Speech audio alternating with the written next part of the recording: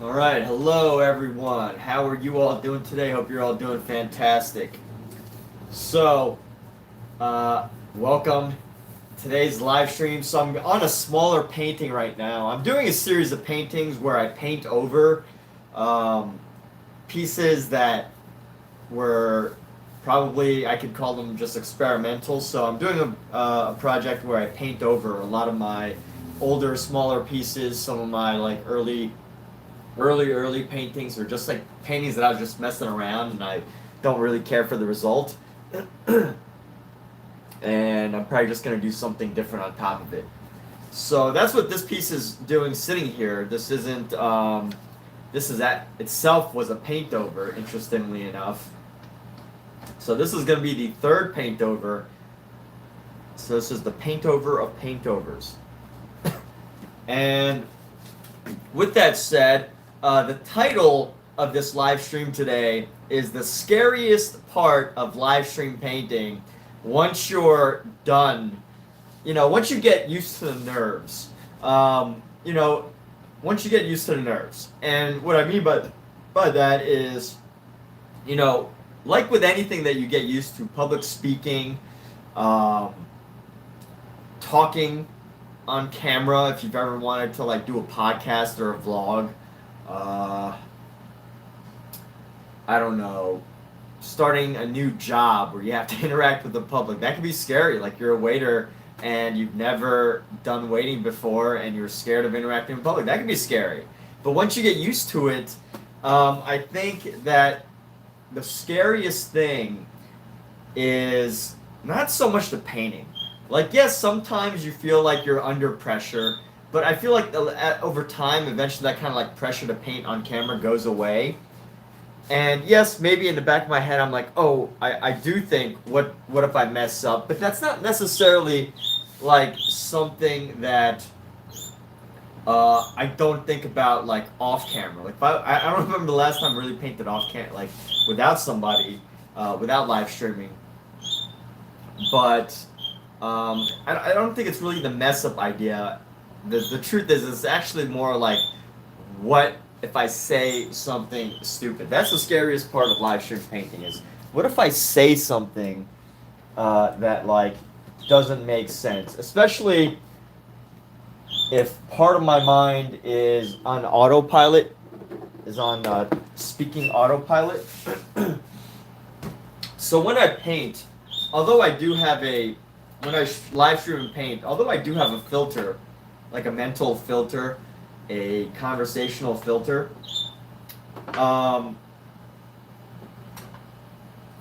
also try not to filter too much of my thoughts. And fortunately, when I'm painting, most of my thoughts are related to artwork. That's like, most of my mind when I'm painting is pretty much consumed by art. So it's not like I'm thinking of like politics while I'm painting, or if I'm thinking about my criticisms of philosophical ancient philosophers or anything like that. I'm not really, usually most of my thought is in the painting. So fortunately, anything I say will probably be mostly tied to artwork.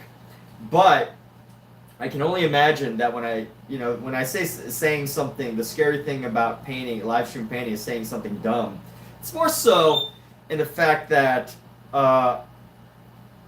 you kind of just like, you talk about things as you're painting, and sometimes I feel like sharing a feeling, sharing a thought, sharing a mistake, sharing a problem, like working through a problem. Like, you like to think that as an artist that's live streaming, you're not supposed to have problems. Like, we all know Bob Ross, watching Bob Ross live stream, and that man made like these massive paintings without a single issue. Like, every brush stroke and paint that he picked up, that he used for his painting, was like masterful, precise, and at the end of it, like, there wasn't a single error in his work. Now, I'm sure he's probably had a couple recordings where he makes an error, but I think at the end of the day, at the end of it,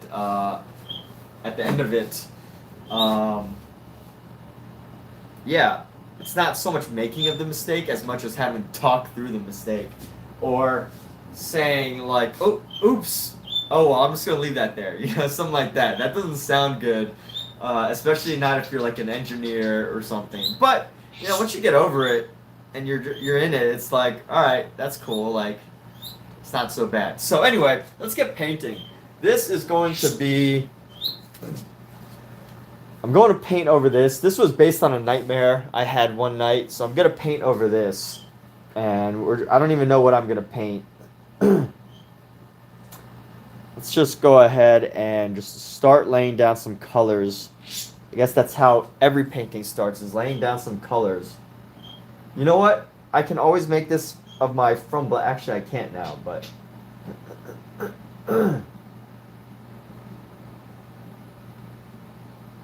Start with some white. I don't know what this is going to be. This was a piece from one of my nightmares. This is going to be not a serious piece as much as it is like a just a piece for fun. So I don't know where this is going to go. Maybe I'll play. I don't know how this is going to go. I'd like to play with some black and white cubism.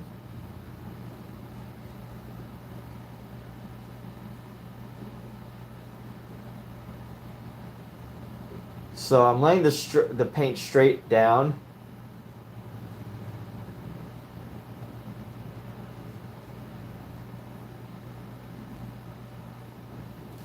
I'm laying the paint straight from the tube onto the canvas. And although I said this is white, yes, if you're viewing this, there is a little bit of green on it. For some reason, I left some green in my white. I guess on one of the last things I was painting. One of the last things I was painting with white, I must have mixed the green in. So right now, just working to smooth this white down, and I'm gonna start just adding it in places here.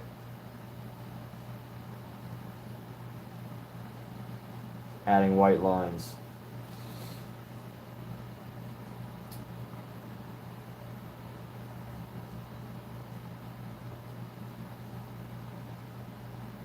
And then once I'm done with this, which probably won't take too long, maybe I don't plan on spending more than like 15 or 30 minutes to finish this painting. I don't know what's going to happen with it.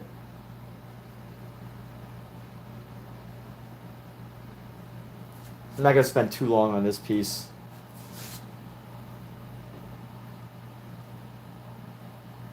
Let's connect these two.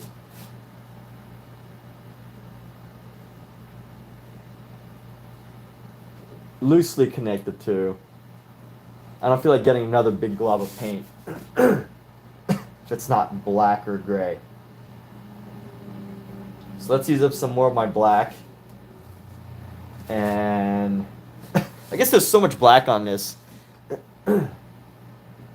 that I really don't need too much black. It kind of already fills in the space.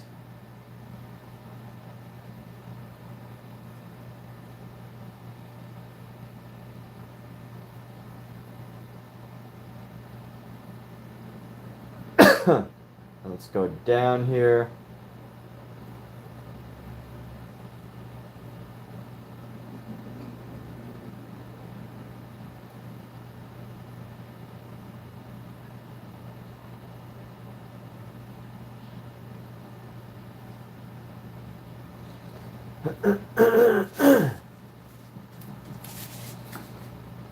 And let's go like this.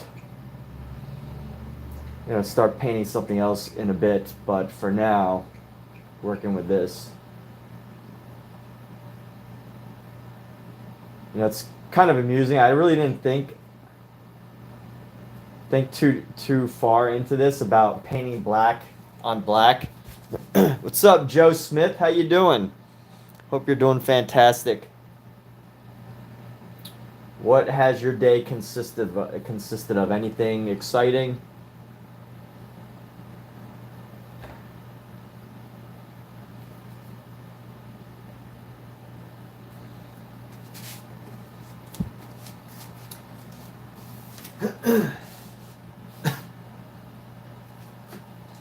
So let me drop down some more white here.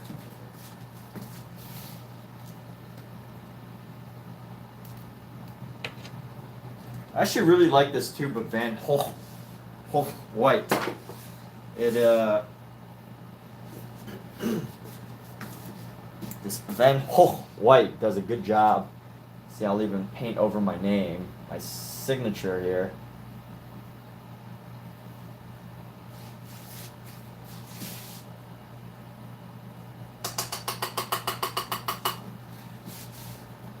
Cleaning off some of the black and gray. I've been reading this great book, The Art That Changed the World. It's pretty wild to think about, but like the majority of the beginning of human art up until like the 1800s was basically religious art. So like multiple centuries of art was dedicated solely to religion. That's pretty fascinating to me.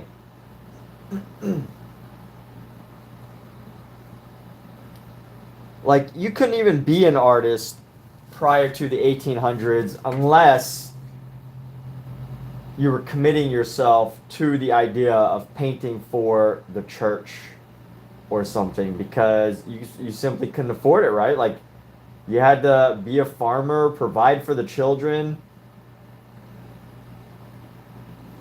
The only way you could paint is if you like found a merchant or a royal family to basically fund your artisanship, or you had to be born into a wealthy family to be accepted into a prestigious art school or something like that, to learn from one of the great masters of like ancient classical Italy.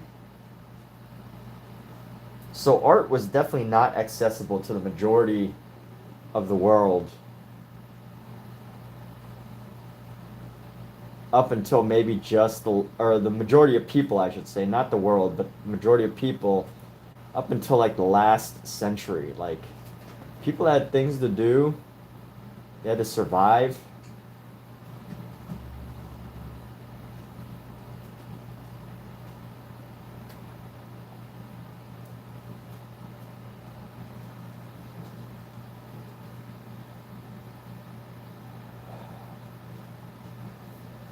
And painting resources are pretty precious. So this is going to be part of my black and white, part of my black to white. I guess we could say black to white because there's some gray in it. My black to white series.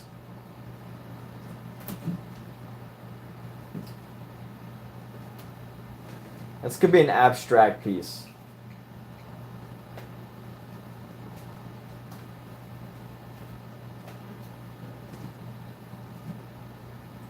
I think this series is going to be mostly abstract.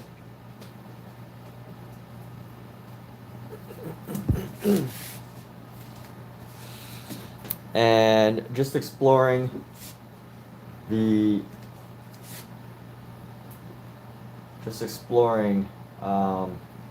I guess, abstract forms and shapes as we go through this.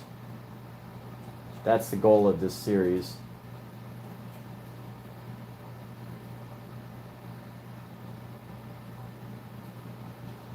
Let's take a lot of this gray. Let's take some more of this gray. And we're going to go across. This is a very wet and juicy gray here.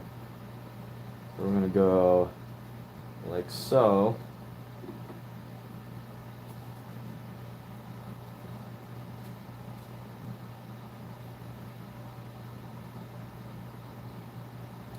It's going to have all sorts of patterns popping out.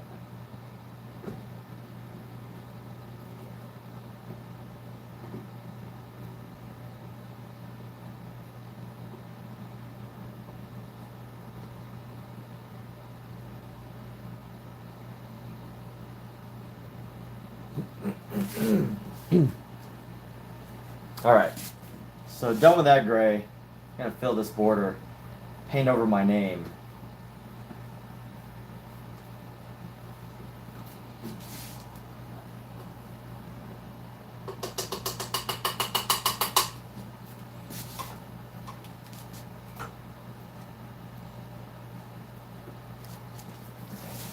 Oh no, look at that. I don't know if y'all can see this, but somehow a little bit of gray has spilled into my white. A little band of gray and white has spilled.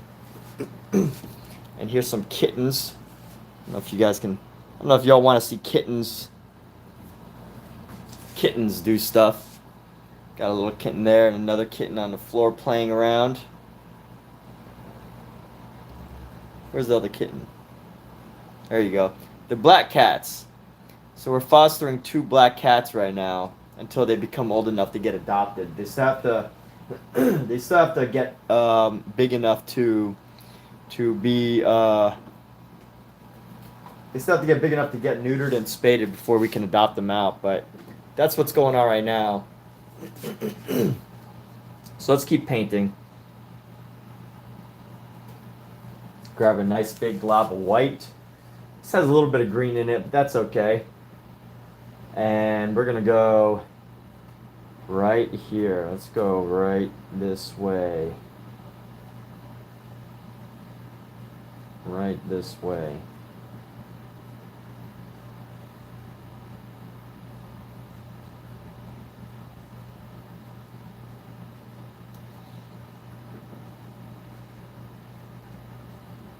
You know what? I like the idea of having this to where you don't know like when the line actually ends.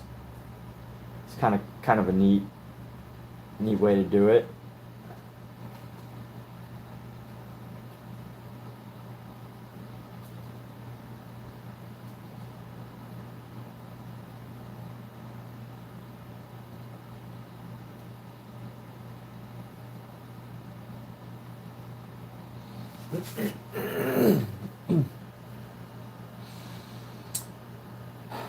And now,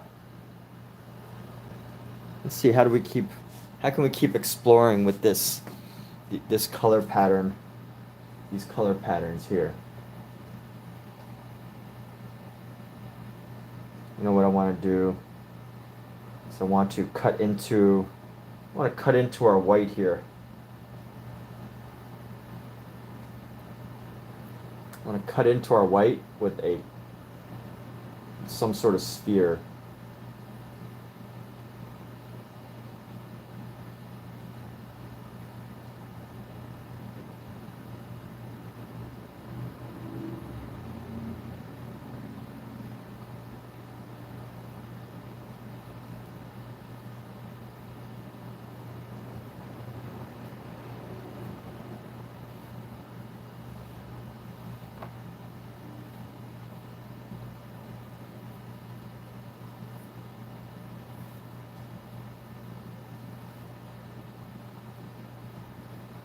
All right, and here we go.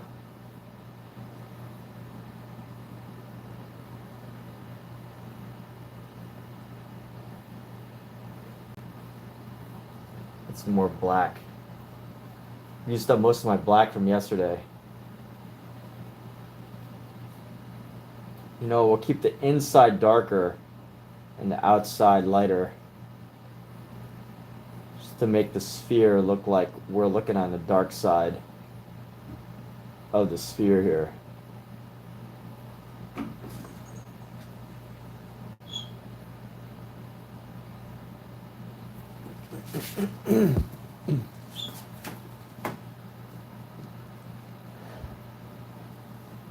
And how do we go about this?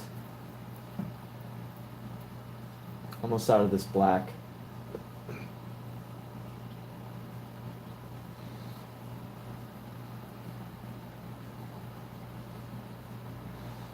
I choose a nice dark black border for this.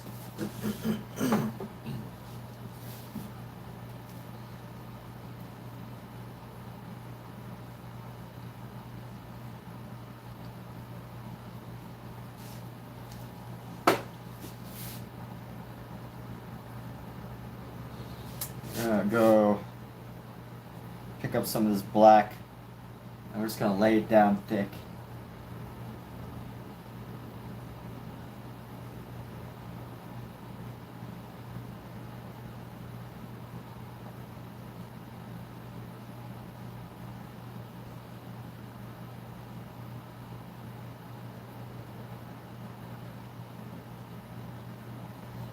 And here we go.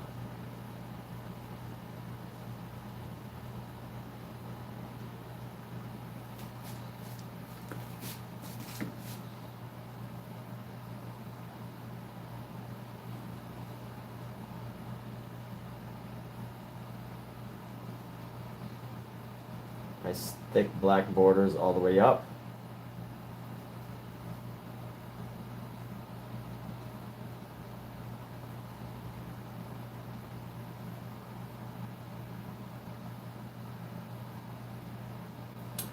Some more of this.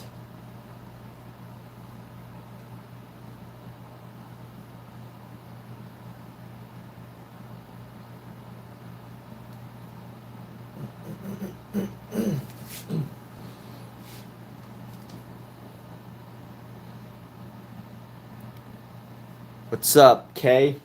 How you doing?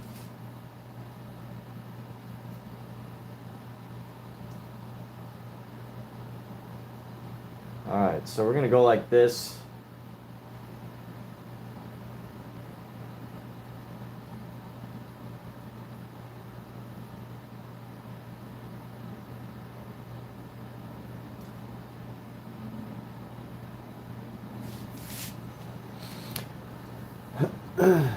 All right, so we're gonna keep going around and around.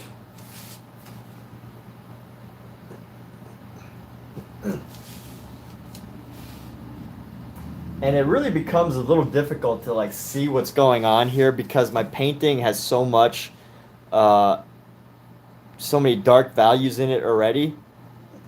But I just have to be like, just have to believe in the idea that once I'm done, that I will come up with something interesting.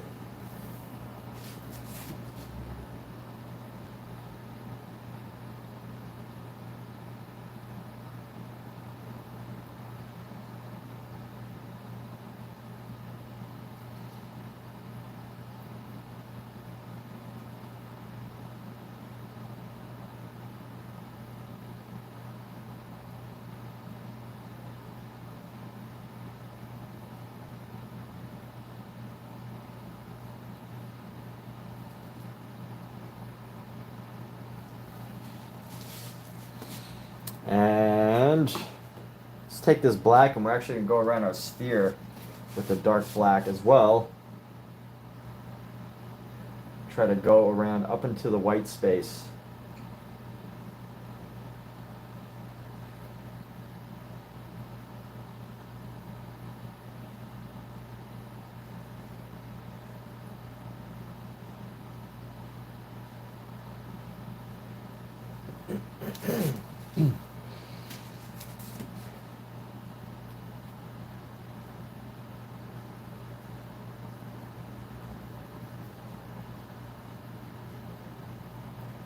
I really liked with my last painting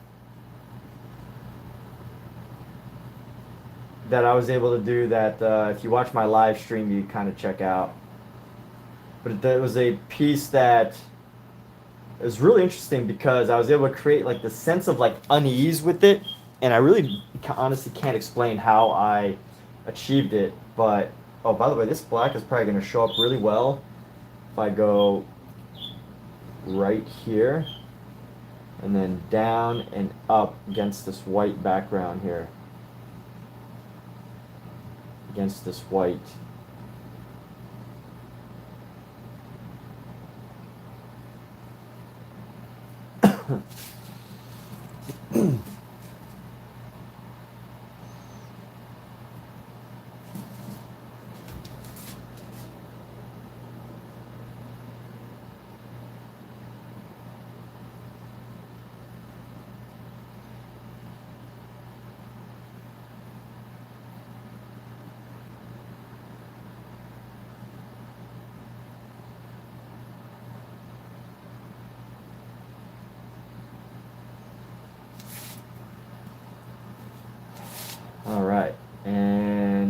go. So I'm gonna go to drop down right there. Drop down again right there.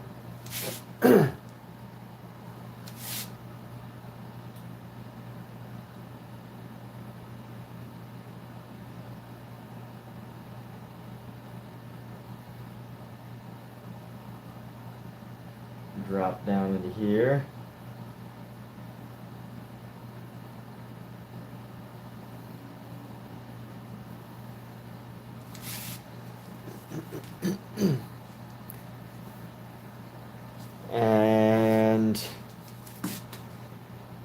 And again, folks, this is just a paint over project that I'm doing. So I'm doing like a black and white project. There's a little bit of green in here because I had some green from a previous painting. But basically I'm doing an abstract idea of paint over here.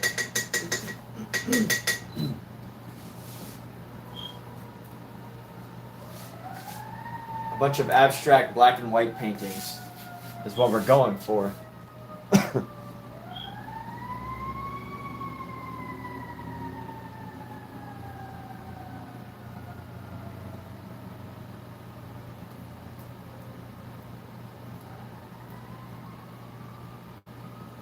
And let's go like this. Let's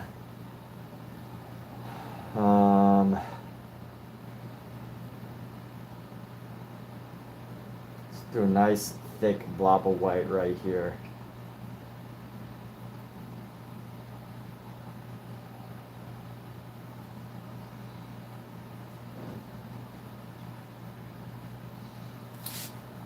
And we're going to encase this black in white.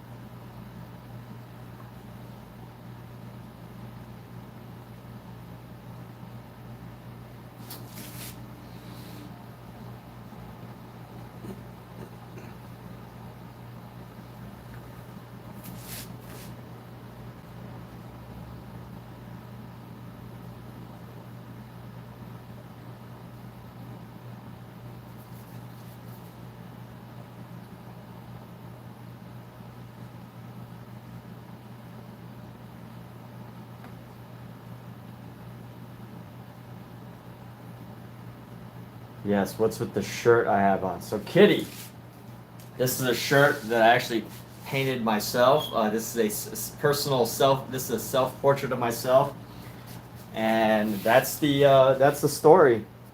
Just nice and easy. That is the story.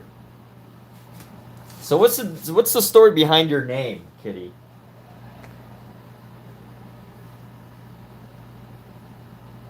I was thinking about it the other day, and I was like, it's a really, really unusual name.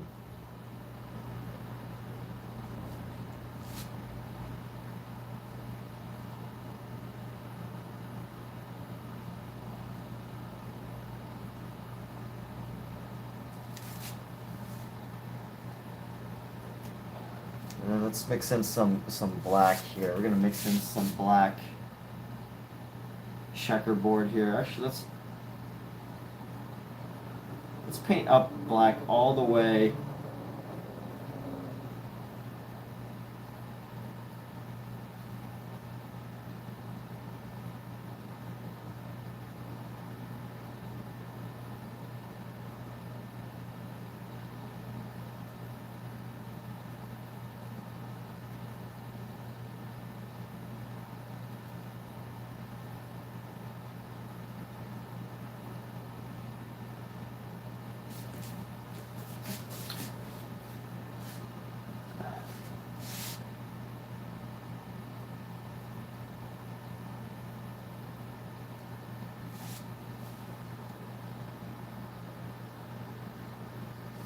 Like, I think you really should change that name, Kitty.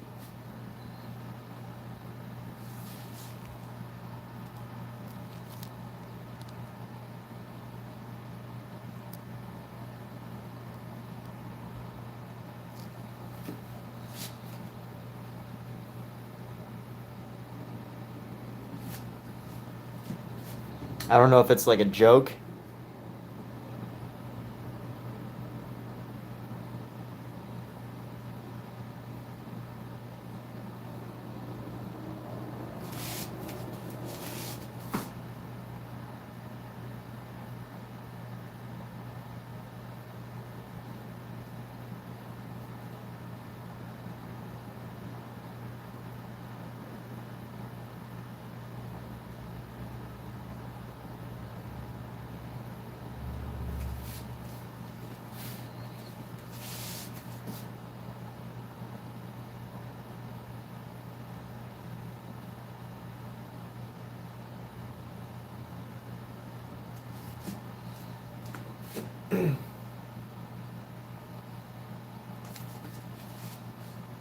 So anyway, I'm gonna.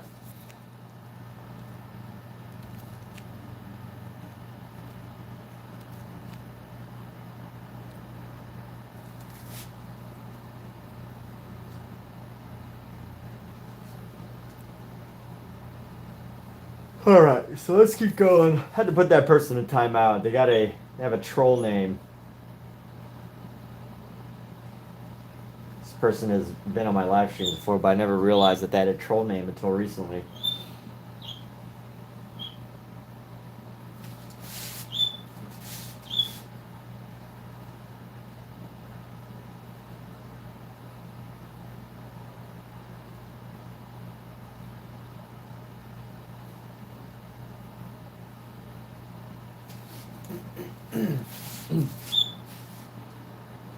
All right.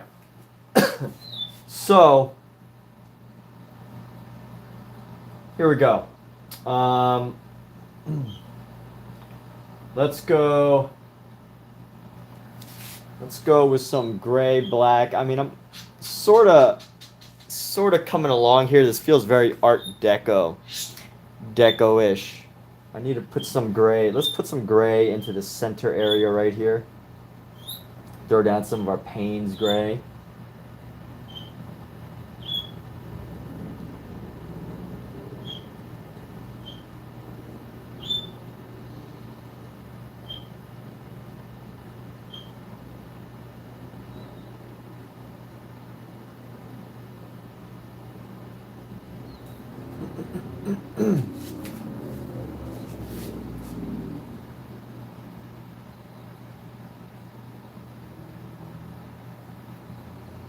And keep building this up.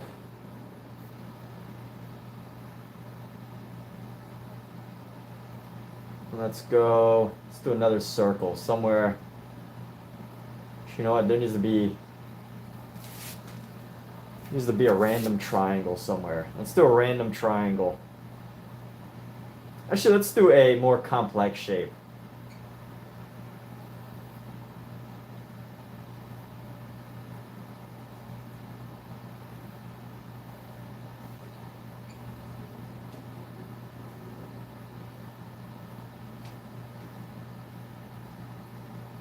What do they call the shape of a football? What is it? Alexa, what is the shape of a football called? The shape of an American football is called a prolate spheroid. This term refers to the fact that the football's polar axis, end-to-end measurement, is longer than its equatorial diameter, around its middle. This shape gives the football its characteristic aerodynamic properties, allowing it to be thrown in caught with greater ease.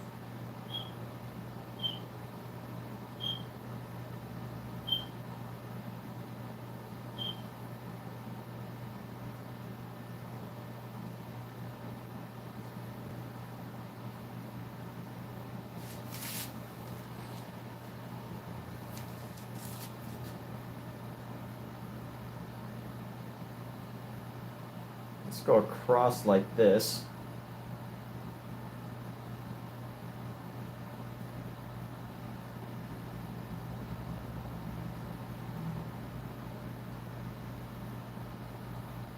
You know what I find interesting is even if a painting is like really tight, and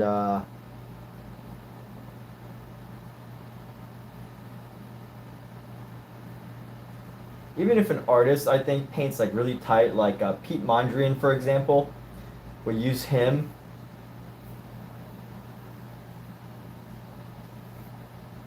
I like to think of Pete Mondrian as like, I guess most people will probably think of Pete Mondrian. He's the guy that does the blue squares, the white squares, the yellow squares, or blue, white, red, and blue, red, white, yellow squares or rectangles in a in,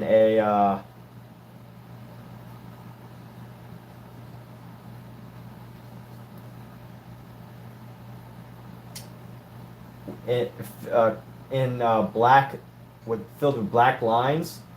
You would recognize it if you saw it.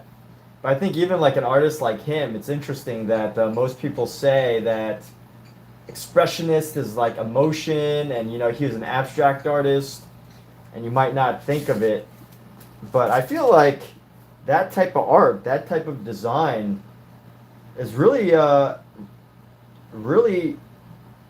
it does a great job of capturing emotions, even though it's like tight, right? Like it's like perfectly spaced out. There's a consistency to it. There's a pattern, and you don't really think of that as like an expressive painting. His work, Pete Mondrian's exploration of the colors of blue, white, and red. You don't really think of that too much as like an expressive painting, but honestly, the more I paint, the more I think like even these really tight paintings that create emotions in us, like, it has an impact on us. I'm not saying it's like a deeply felt emotion that like I feel deeply moved by it, or you can be deeply moved, but I think it's this idea that just this visual appeal, whatever that visual appeal is enough to say that an artist had an emotional impact on us. So simple, so repeatable, yet so powerful because they came up with it.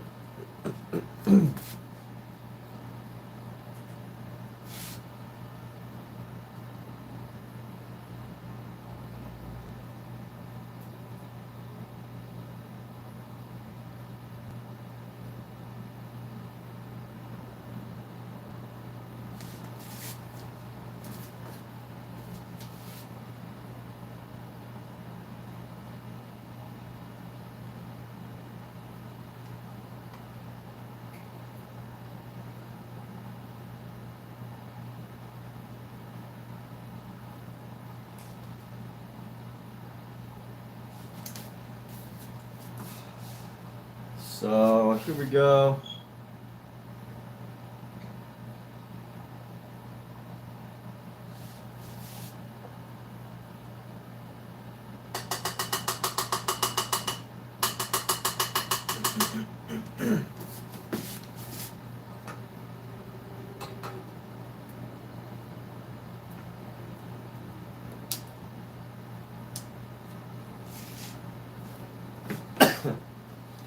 And let's go like this. Grab some more of this white. Gonna grab some of this gray white here. Let's see, we're gonna leave a little streak of it. Put some of this white streak into here. And another streak into here.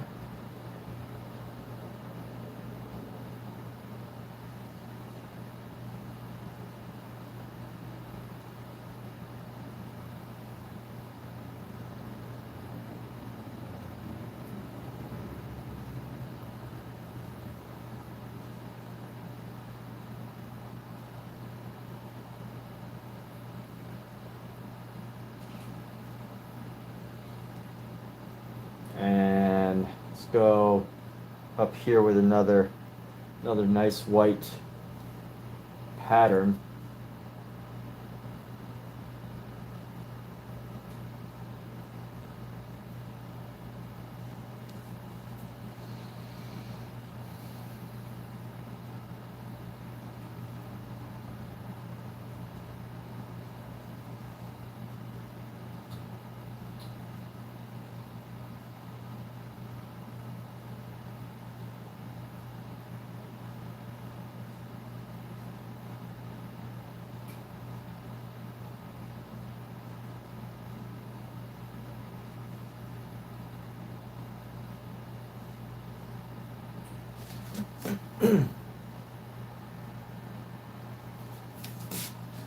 And here we go. So, I'll bring this up. We'll continue painting it down.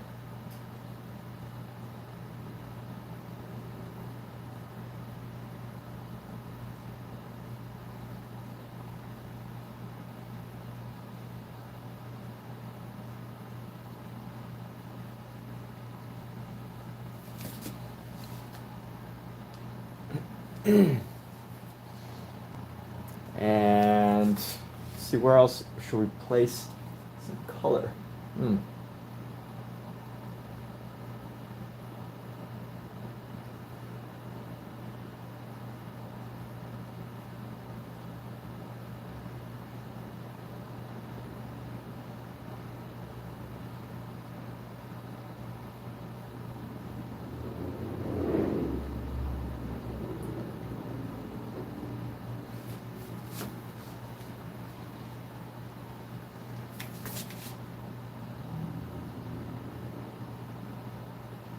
So obviously this is abstract and something a little different from what I usually do.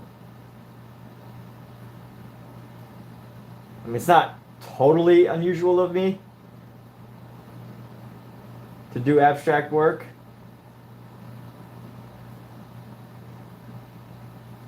But this specific way of doing it, just doing it as a paint over, is actually fairly new.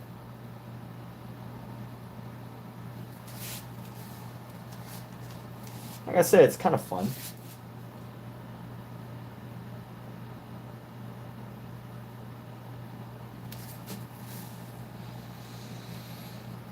I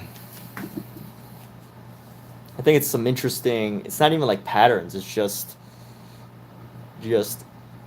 spaces that have been played with as far as color goes. Just an easy play with some spaces. So we're going to make a very white gray here. I'm going to paint down right into here.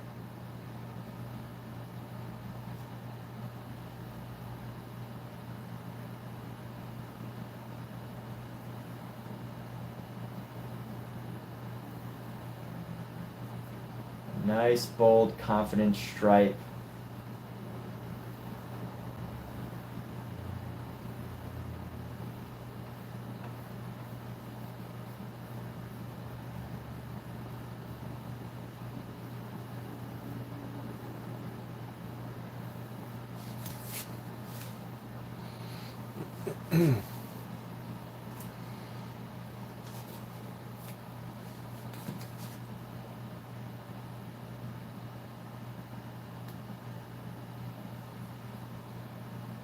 Go right across the top here. Go right across the top there with some nice white.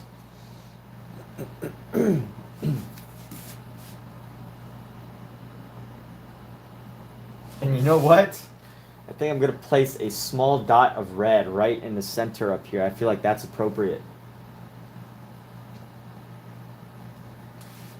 So what we're going to do is we're going to block this in. We're going to close this off.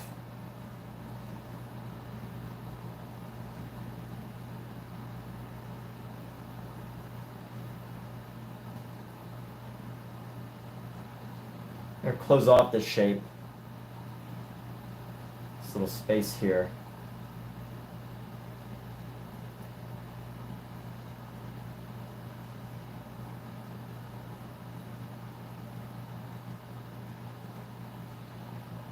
Close it off.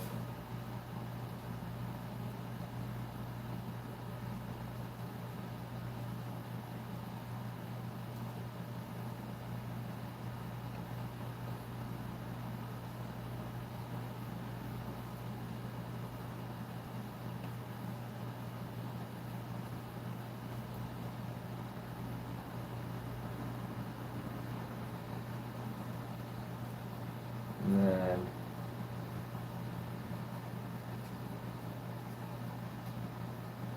just this smoky space right here is going to be reserved for some red. This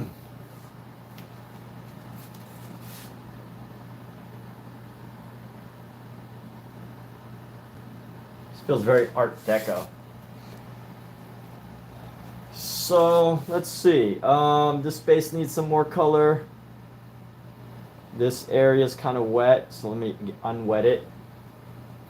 And this space is kind of complex. Let's fill it with some black.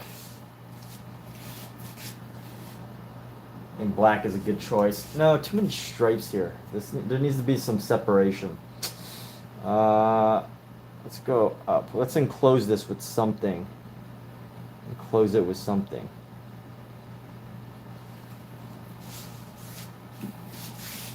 Let's clean this brush off.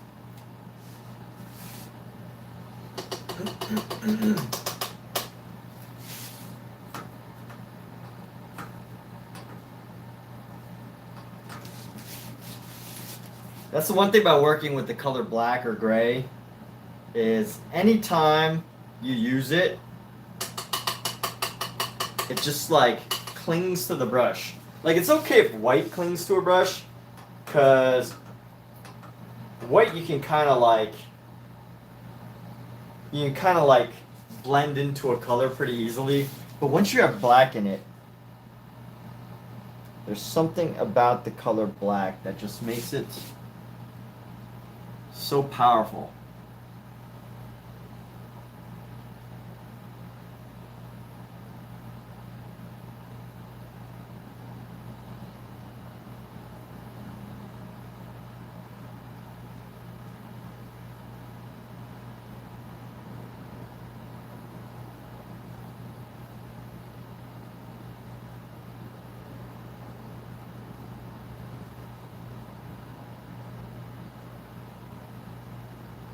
I mean, scientifically, we could just guess why, because it's such a strong pigment with such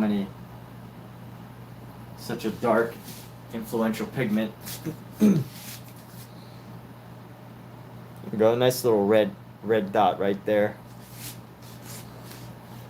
You know, that's kind of cool because it does have like. Let's see what happens if I just make this a little bigger.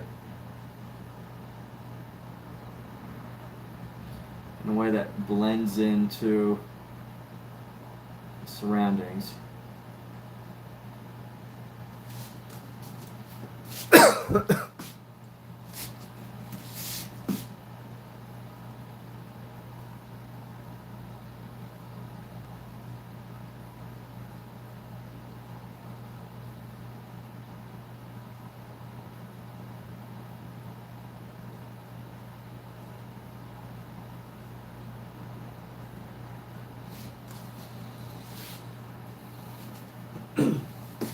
And let's go.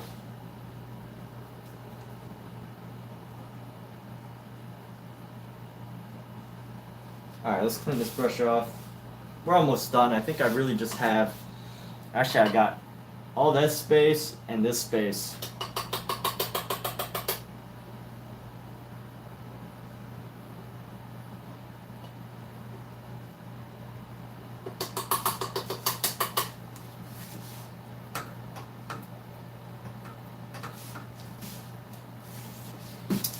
And here is what we need.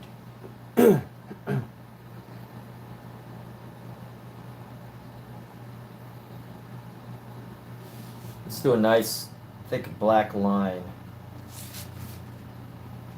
Nice thick black line right over here.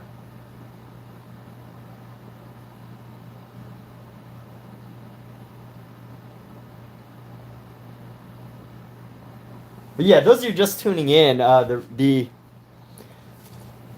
initial thoughts on this live stream.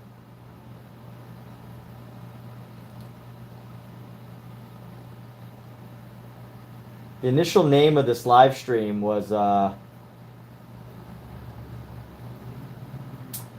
Scariest Thing About Being a Live Streaming Artist. If you watch the beginning, you'll hear me talk about it. But it's not messing up on a painting. or anything like that. Because, you know, nobody really knows you mess up unless you kind of leave the mess up. You know, everything can pretty much be attributed to style, right? I'm saying that jokingly. Um, but where it really kind of like gets scary to paint, to live stream artwork, where it really kind of gets to be like somewhat of a intimidating thing that can, you know, if you've been thinking about live streaming or whatever, where it kind of gets scary is the fact that you have to focus on painting. Unfortunately, the activity of painting, there's a lot of thought that goes into it. And if you're just comfortable just saying what you're doing, it can get fairly, it's fairly simple, you know? You just keep talking about what you're doing, and it's not like, you know, there's any major things that can be said that would be bad, but it's this idea that if you're painting, you really can say, if you're too open, like myself, I like to consider my live streams like an exploration of consciousness. And, you know, I pretty much say whatever comes to my mind, not in like a I'll say anything, you know, whatever. And if it's offensive, then that's good publicity. Not like that kind of say anything, but more like I'll say stuff about my artwork because I don't have the time to think about anything else. But I'll say stuff about my artwork that would be like, oh no, I messed up.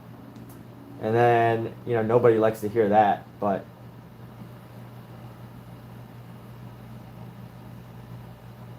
so here we have these two lines. We have this little section right here. I think I'm just going to paint this little section white with another little dab of white somewhere else. Yeah,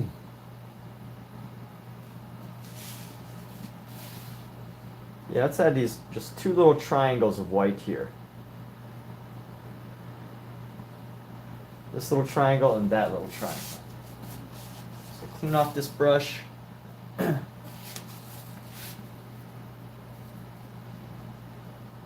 know, we're going to put a line right into here. Bam.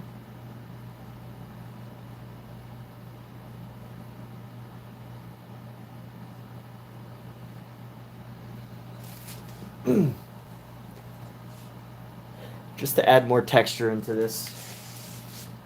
And let's see what else. We have some lines in here. Yes.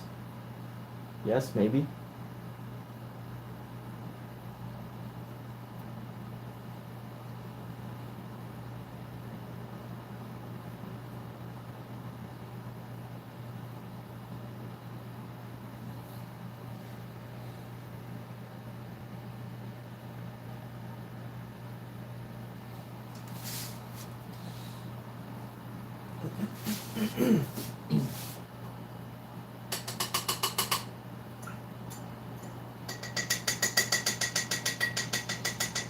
So here we go. Yes, so ultimately, when you're live streaming and you want to like make it an interactive live stream, you have to talk a lot. And technically you don't. You could just be a great artist and not say a word. But there are some live streaming platforms like TikTok. I know I'm not on TikTok, so maybe this is irrelevant. But I used to stream on TikTok that if you're not talking, you basically get like a warning. You get violations for being uninteresting. I guess people report you for inactivity, whatever reason. TikTok doesn't like it when you don't talk. So fortunately, for the average artist, TikTok is not a great platform because unless, when I say average artist, I mean the artist who's like totally focused in what they do and, you know, doesn't want like outside distractions. You know, I'm talking like serious artists. You know, I guess there's a lot of non-serious artists that can kind of just be chill, but I'm talking like, you know, serious artists that get so lost in their work that, you know, just speaking what's on their mind can be a distraction. And I guess there's all sorts of artists. So I shouldn't say the word typical, but this will lead into that. I'm going to make this cross all the way.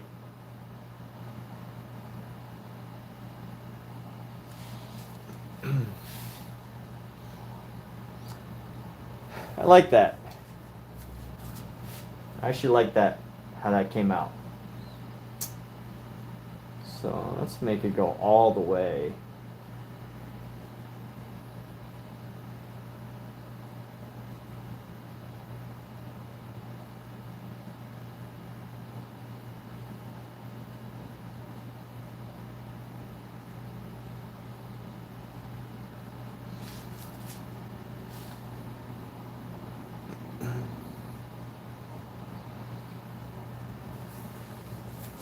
Yeah, when you live stream on like TikTok, it doesn't like it if you're not talking. So if you can't like blab on and on for hours like myself, which is a skill I actually had to pick up for live streaming, you can easily lose to the algorithm. But you know what? There's an algorithm on every platform, and you pretty much just have to figure out which algorithm you will submit yourself to. Yeah, which algorithm you'll submit yourself to, because you have to submit yourself to some. Like, YouTube, the easy algorithm is to do vertical live streams.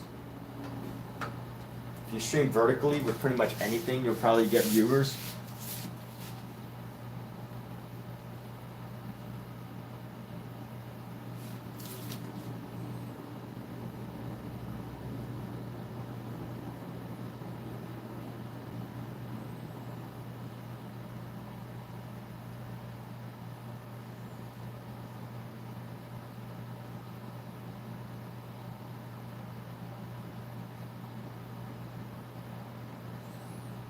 Okay, so each one of these, I believe, is going to create a new texture.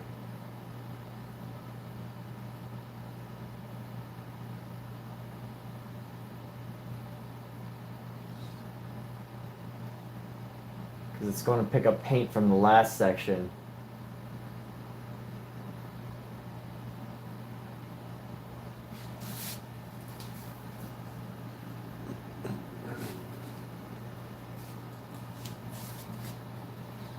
And we're just going to be here to confuse the eye.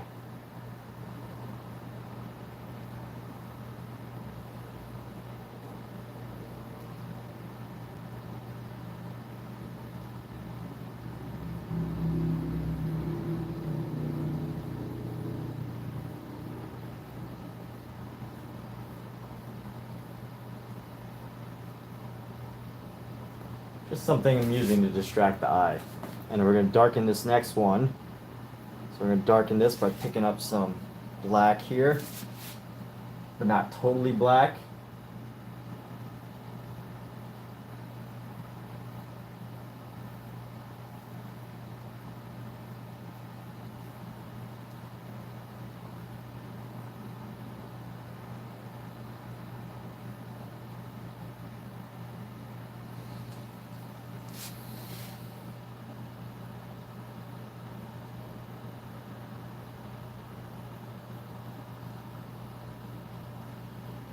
And I think we have it, folks. This is our painting. This is our piece right now.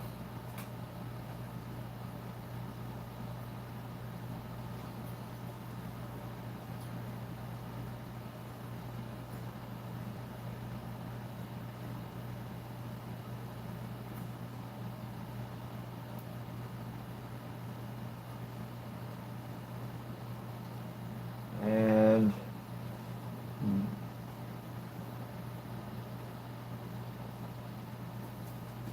here we go. So let's see what else. Yeah, you know what? I think this red with the hints of green on here kind of work. So let's see. What else? We're good. I think we're done. Let's just lay down this big piece of paint. That is one nice thing about these smaller paintings is you can kind of just like these smaller canvases, you kind of just like pick up paint and just start laying it down and explore all sorts of ideas. Really nice and easy.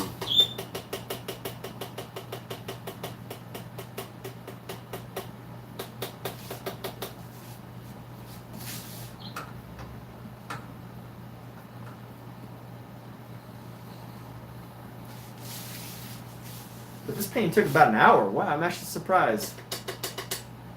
It took a lot longer than I thought it would. You know what? Time pretty much just like disappeared for me. That's the wonderful thing about painting. Is like painting as paintings is as essential for me as sleeping, and I could tell that because when I paint, you know how when you sleep, like you wake up after a good night's sleep and just kind of like you're just like there, you just woke up, like you have no clue. You just wake up. The world just kind of disappears around you. But when I paint, I have a similar experience, and it's a wonderful thing. So here's something that's going on. I need to move this piece.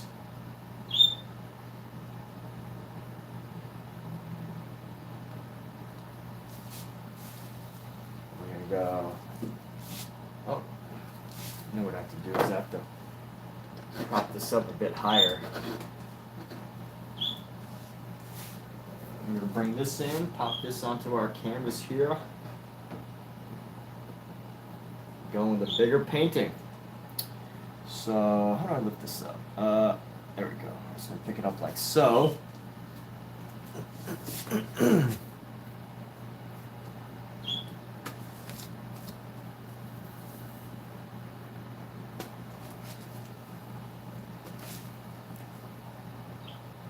Oh, you know what I forgot to do? What I have to do before I finish this painting is I have to take a photo of it. Yes, always take photos of your paintings. That's not actually a rule, but it actually looks kind of cool against the white background. I guess I could totally see this in like a gallery somewhere. That looks really good against the white background. So I'm gonna pop off these gloves real quick and get my phone so I can take a photo of this.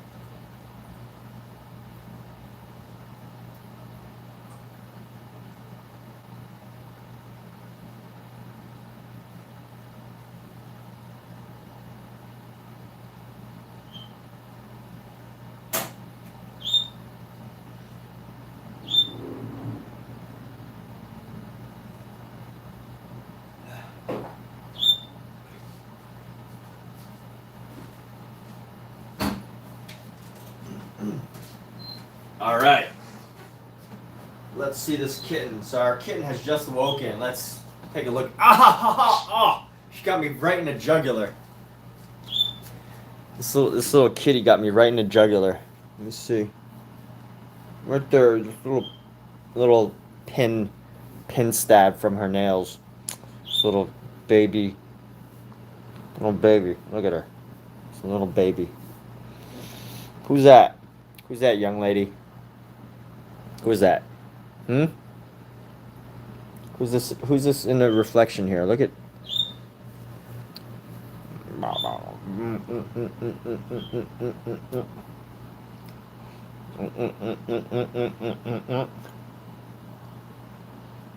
Gotta eat her ear. Gosh, she's so cute.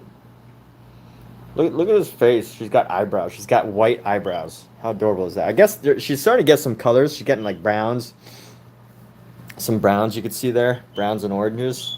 She's going to have some beautiful markings. This cute little adorable kitten. You're going to be beautiful. You know that? You're a beautiful cat. All right.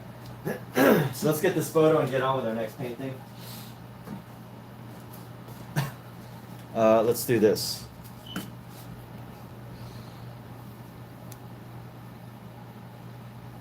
All right. Yeah, these small paintings can go pretty quick.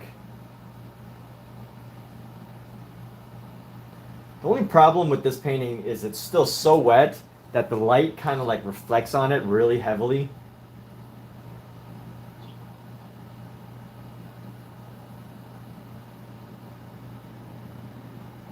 Which is a bit annoying.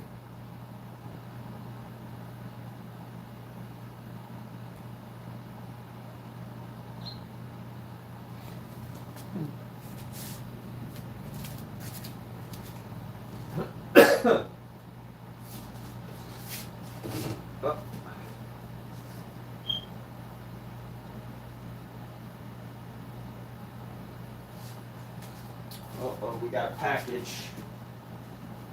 We got a package.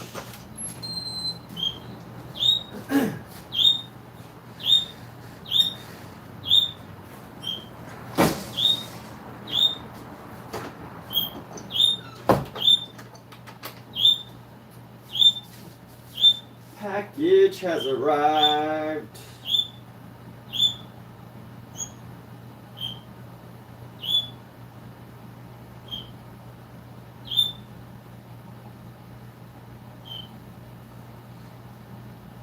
We've received the package. All right, so we're gonna do our next project now. We're gonna do our next painting here. What do you want, kitten? Are you here to see me? Who has had a kitten? Who remembers the last time they had a kitten this little? This cute, look. Gosh, you just want to like, you just wish that she was like a stuffed animal because you just want to squeeze it. Yes? Yes? Please? Can we? No. Can we squeeze you? Kittens are the best. How can you not like kittens? I mean, puppies are great too. Uh-oh. Where's she going? Where are you going, kitty? Are you gonna stay up there? Can't tell if I can't tell if she's trying to get down. I guess she's probably trying to get down. I heard that like animals don't really like to stand on people's shoulders because it's kind of like it's not the best platform. So I'm gonna let you jump off. There you go. Jump. There you go. Whew. Those nails are so sharp. All right. Enough getting distracted by kittens. It's time to paint, people. Enough getting distracted by kittens. It's time to paint. So as mentioned previously, this was the painting we just finished in this previous hour. One thing that's great about small abstract pieces, you can pretty much finish them pretty quickly. It doesn't take too much time. Obviously, depending on what you're trying to do, whether you need to let paint dry, etc., etc. But, you know, it's fun, and you can knock them out really quickly.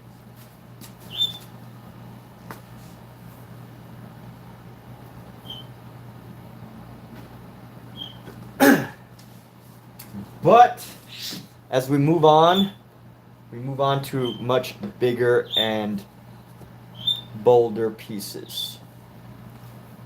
Sadly, you won't be able to see my face anymore when I come around the corner to chat.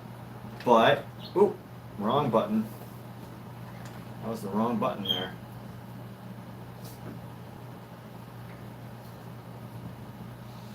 And here we go.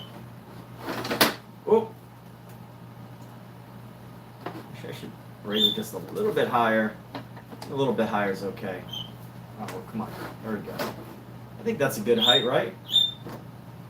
Maybe like more centered. No, that's good. That's a good height. I'm gonna tilt it back just a little bit more. That's one great thing about these easels is there's so much that you can possibly do. This easel is an entire studio in one. All you need is the space to put it. You carry it with you, bring it with you. That's what I love about this easel. Thank goodness somebody invented it in France in the 1800s.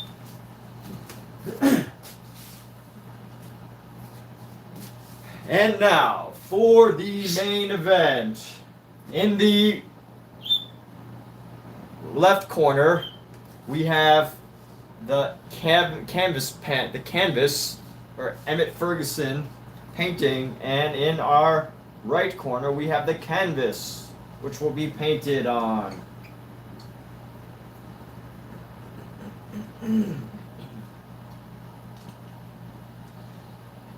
And let's go. So, how do I want to do this? I'm gonna sketch. I need a good sketching brush.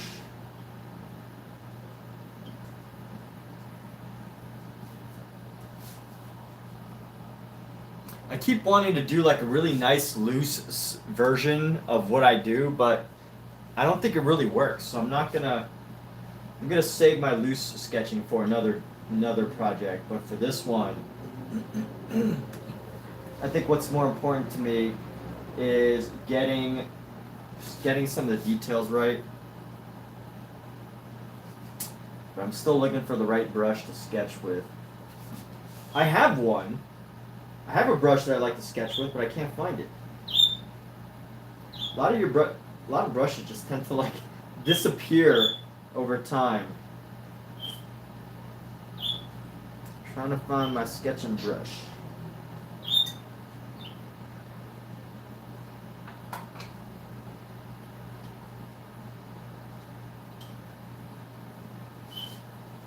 I guess I'll clean off some brushes for now. Clean off this brush.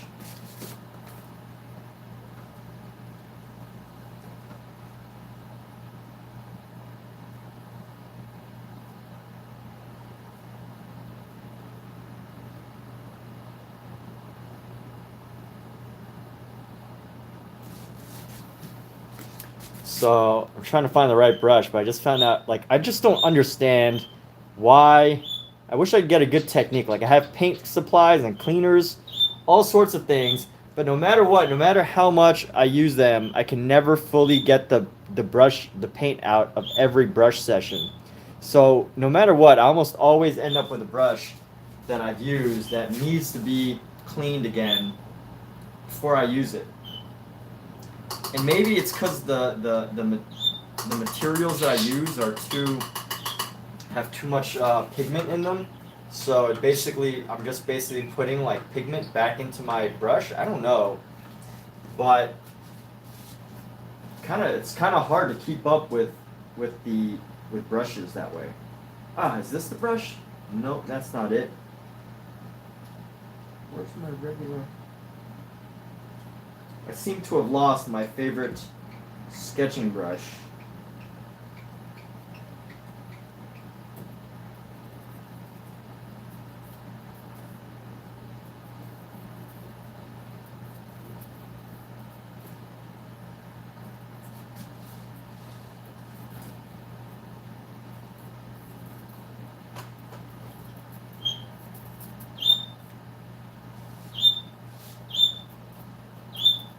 Oh, no, that's not it.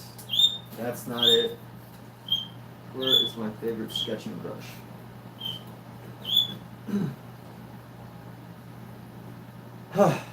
That's not it.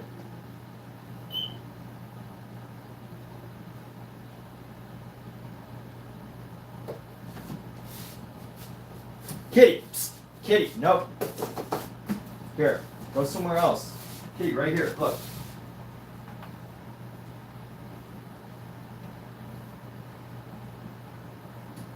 I don't like them playing with the boxes that I have. So, anyways, I guess this will have to do. I feel like maybe this was it, but they made it so dense that it kind of like has this like thickness to it. This amusing like thickness. So here we go.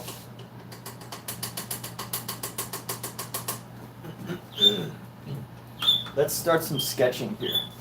And we're going to do this painting. This painting is going to be a little bit different than all of our other ones. All of our other ones with heads. We're going to do our best to fill as much of this canvas as possible with just crazy design. Oh my goodness. So this, oh wait, never mind. I actually filled this the other day. What I was going to say was this paint lasts for so long. This burnt umber color.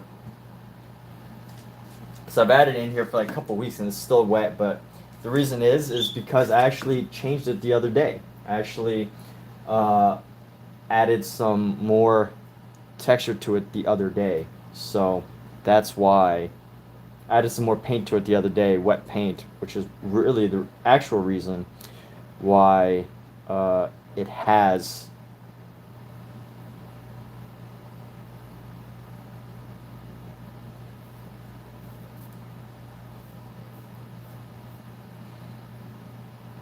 lasted for so long. So finding the right length right there. I'm gonna do a sketch out here.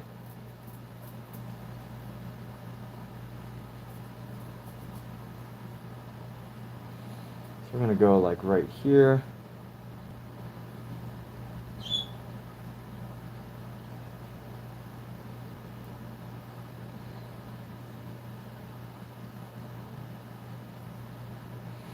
And then a little thing right there.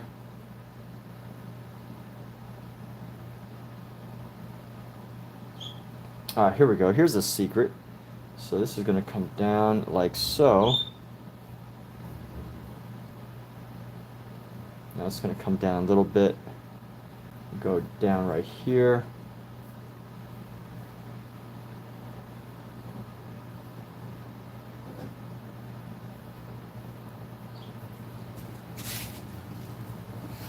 And then we're going to have like this. This needs to go much higher, actually. Yeah, no, that's good, actually. So we're going to go across, like right here, sketch this out.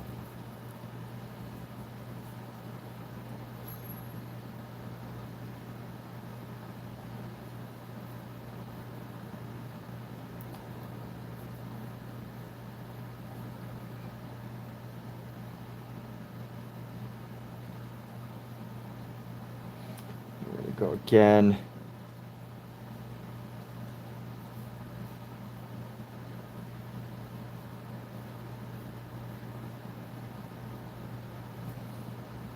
I should sketch out this next part. So this should be right around there. And we're going to go a little around here to get this crown.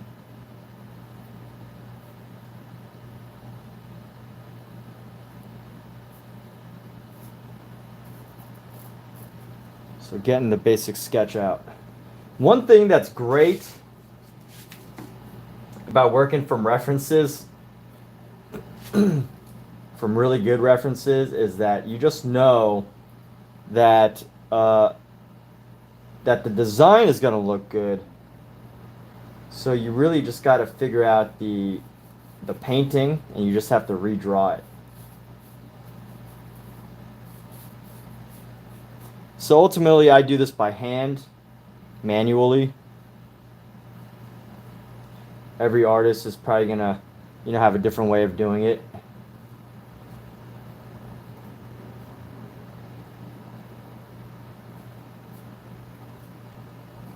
I mean, obviously, every artist is gonna. Well, you know what? Some artists probably share similar ways, especially if they went to the same school or whatever. There's probably some artists that do art pretty much the same way. This needs to be a little bit lower there. There we go. That's a little better. And then we're going to go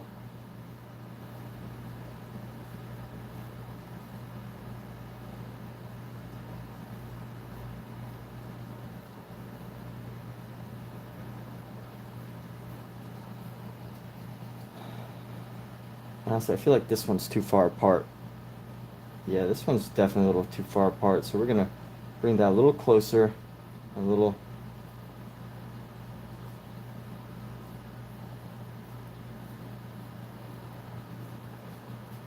A little closer, bring this in.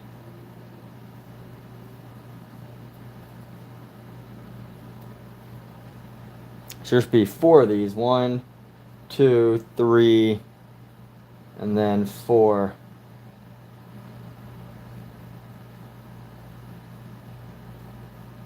And then 4.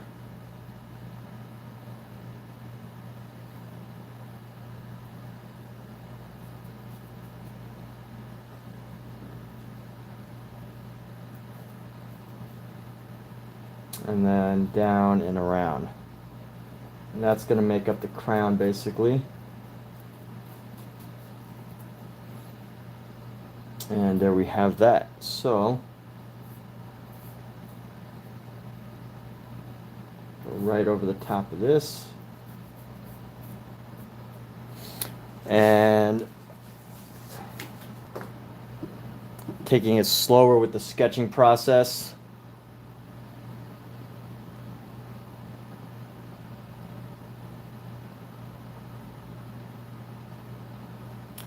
Which of course, as you know, you can always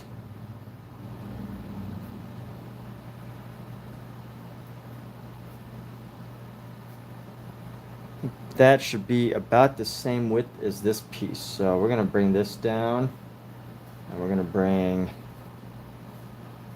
So I am working from a reference, which you can't see, but I really don't think it's necessary.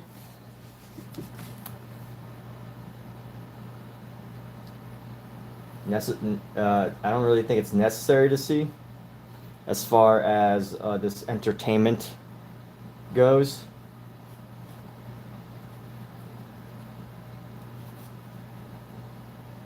But if you do ask, I am happy to share what my reference is, how I got it, and all those things if you are curious, if anybody is wondering.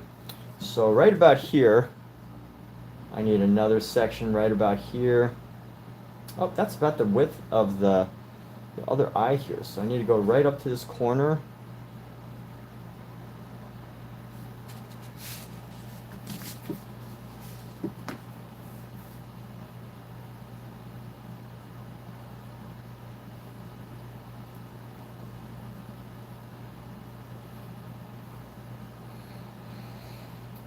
So right below the eye.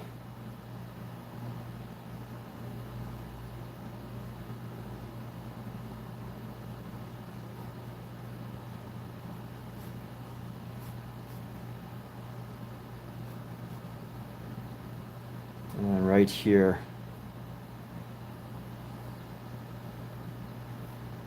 It's about the right angle.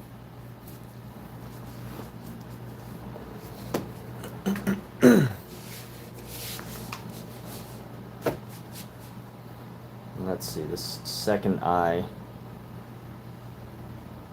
gonna come right around here.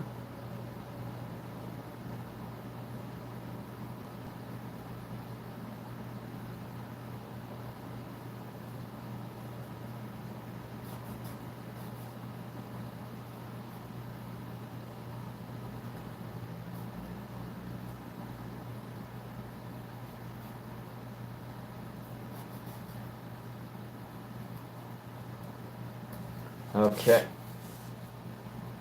Once we do this, we'll work on our next one, which is going to be the one right above it. But when you watch this channel, you help to support artwork.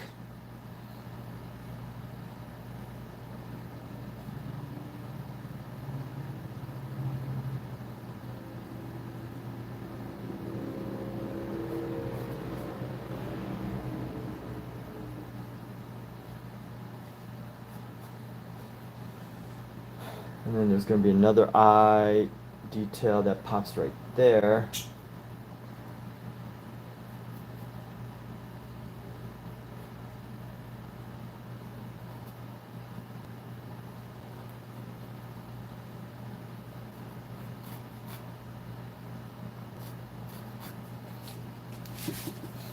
And what's going on, Maria Elisangela?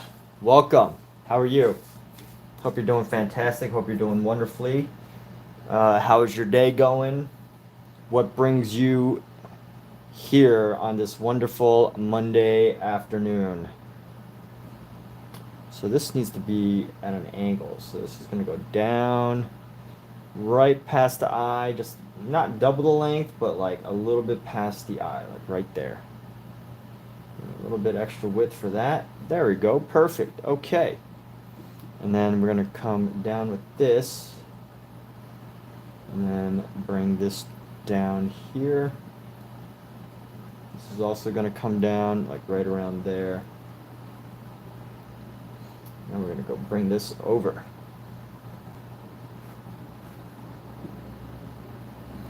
So Maria Elisangela, what a wonderful last name. I really like that name. That first name and that last name just goes so great together. Maria Elisangela.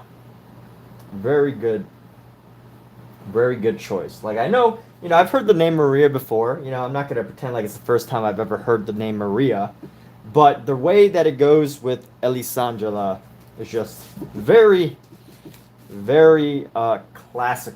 It just sounds like a classical painter's name, someone that was like around during the Renaissance that did something really important.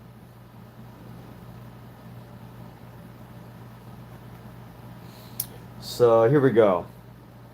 We're going to come around, and right around here we need to do the nose. The nose is not that far apart. We're going to go, let's see, let's figure out how wide we want the eye to be. So the eye, the distance of the entire eye is going to be about a distance to the nose. So whatever this distance is, it's going to be about distance to the nose. And then right into here, we're going to start the nose. So right into here, we're going to start the nose.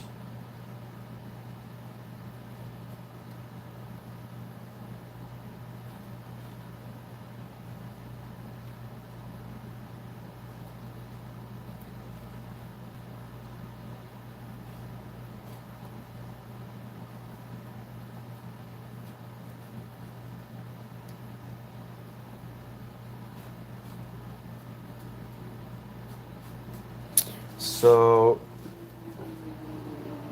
here we go. I'll probably be spending a little extra time sketching this out, then a little bit extra time more than usual.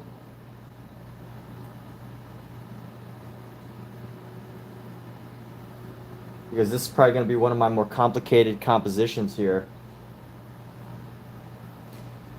And there's this great artist that I see on Instagram. If you don't know him, I mean, it's probably worth checking out. But Mark Maggiore, I follow him on Instagram. Amazing modern, like classical painting style. But he does these amazing these amazing pieces that are Western themed. These Western themed paintings, and they're just absolutely beautiful, stunning, incredible. Like obviously he's a master of technical as well as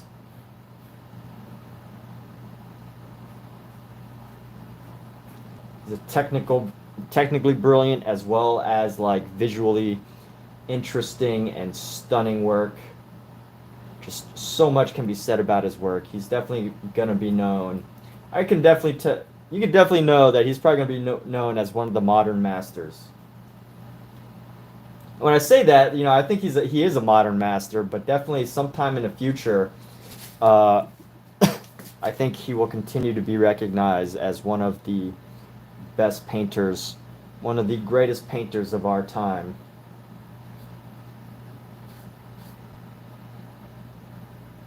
So actually, this should probably start a little bit higher, and we're going to try to end this right around here. We're going to end this up almost straight across, and end that like right there.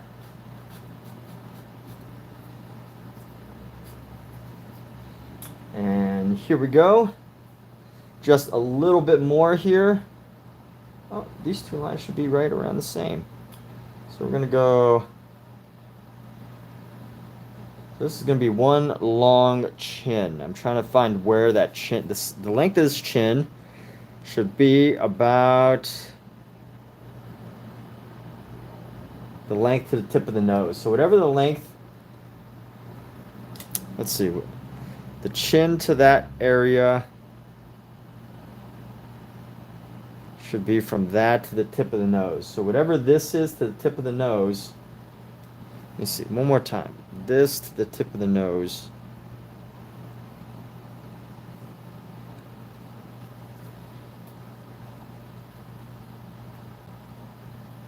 So whatever this is to the tip of the nose, whatever that length is to the tip of the nose is where we need to go. So whatever that is to the tip of the nose is where the chin needs to end. Around there. So right around here, let's mark it right around here. It's okay if the chin's going to be a little bigger, that's fine. That's not something we need to concern ourselves too much with. One great thing is this is a very symmetrical face. Very symmetrical bust. There's no angles, so it makes this painting very easy. Much easier than usual. And we're going to go down with this. It's going to come down right around the chin area.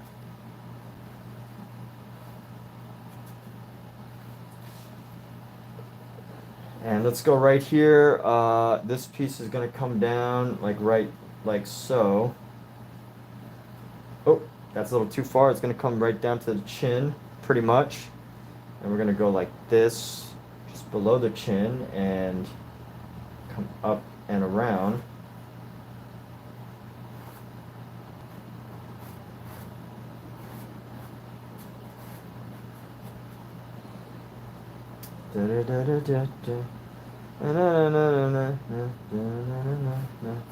So I do not paint with music, in case you're wondering. And that's not because it wouldn't help. I definitely think music can sometimes be helpful, but I just never really developed the need to. And with that, with my live streams, like, my goodness, I wish YouTube could figure something out where, you know, when I try to paint and listen to music at the same time on my live streams, YouTube always gives me a violation, like a violation for music thievery. Which I get, I understand, you know, I get it. I can appreciate a good algorithm that helps prevent piracy, but at the same time, it doesn't, makes my work different, you know. I feel like art can help to transform artwork, but, you know, you have to, like, I think art is good for artwork I mean, music is good for artwork when music is part of the artwork, right? Like, if you're painting and it's supposed to be emotional and you're capturing, you know, some element of the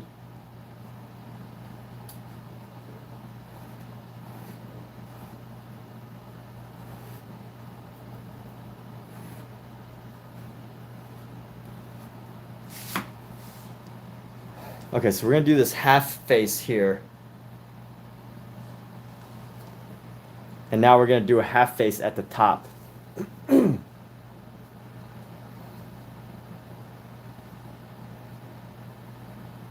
you know what? We're not just going to do it at the top here. We're going to do it at this top corner. We're going to make it a little bit more disorienting. I like to make things disorienting.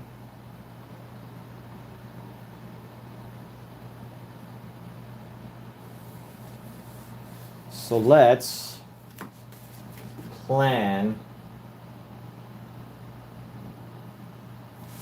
our next piece from up here. And you know what? This is really going to give us an opportunity to fill our space here. So spending a lot of extra time with our sketching phase. It's funny, this should be the size of our big one. But anyway, gonna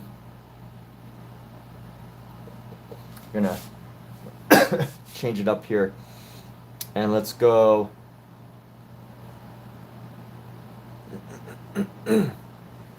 with our sketch here. We're gonna go starting here.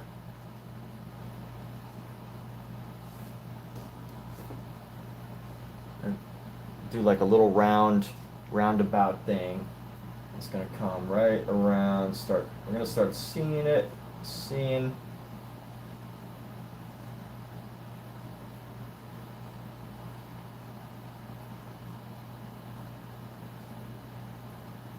Let me see.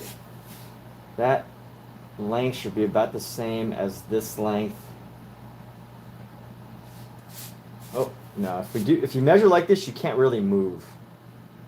The whole purpose is that, let me figure this out. Let's see. It should be right around here. Mark it right there.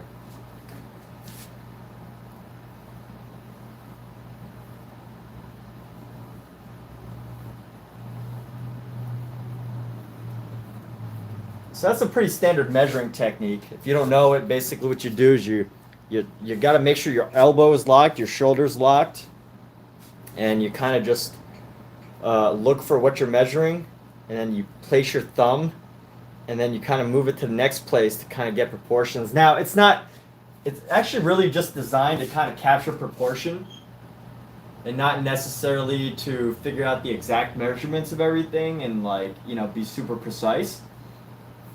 Because what's going to happen is if you're trying to use this and then you're moving, even the smallest change is going to alter what the angle is going to alter what it looks like and the length. So if you can lock things in place and just kind of rotate your arm to measure proportion and just have slight movements, you're going to have better results. But because of that, if you do it if you don't do it correctly, you're going to come to some issues.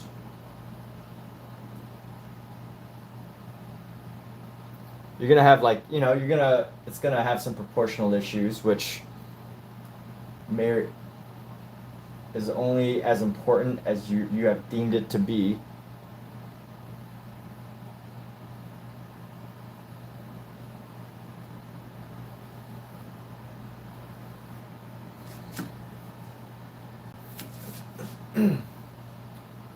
So let's go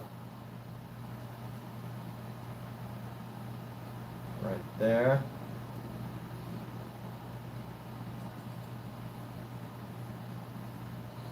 Should be about that length, right? Go right there. Go like this.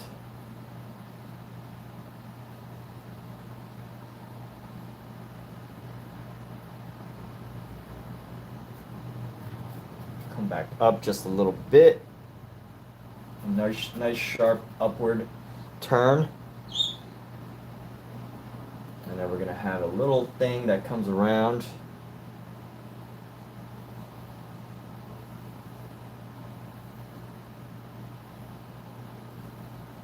So I'm painting this a little bit, I'm painting this backwards. In the sense of, I started from the head down here, I'm starting from the bottom up here. Just because I don't want to lose the head. I want to kind of create this disorienting effect here.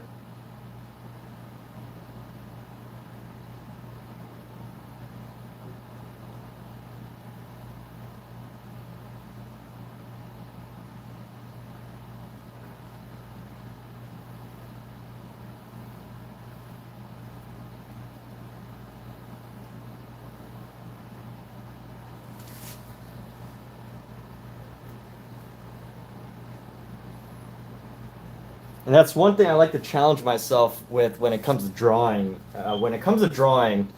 Um, it's important to me to always challenge myself when it comes to drawing. And the way I do that with this piece, that I'm doing that with this piece is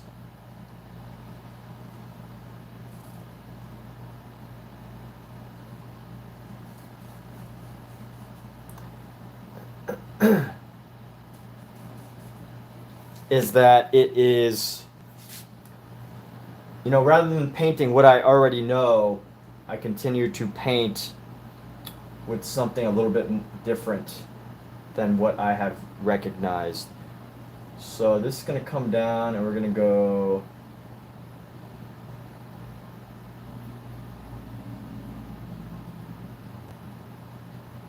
I don't know why that's too far out. I need to go in more with this. And we're going to go down here.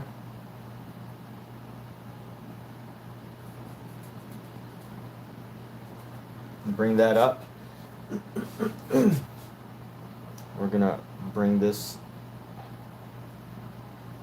This might be a little too wide.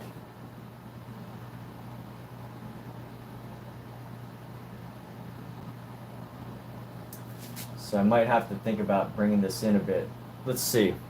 We're going to bring the chin, bring the chin in a little bit. And we're going to create this as the main dimension. So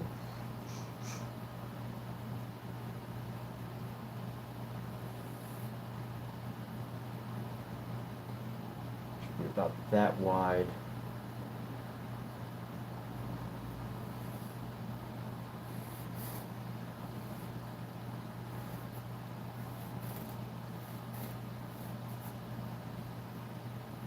Let me see. Let me check the lengths here.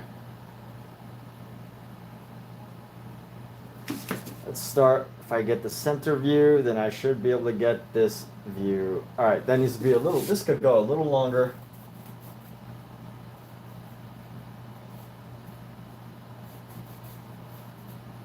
Which means this probably needs to be quite a bit thinner because this needs to come down right around here. So redoing this sketch.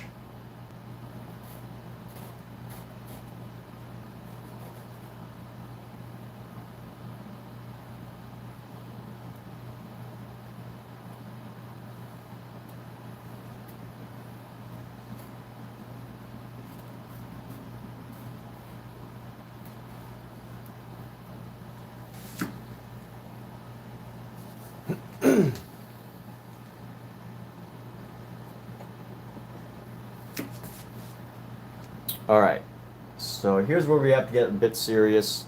We're gonna go, since we're doing this backwards, consider this the main section here. So we're gonna go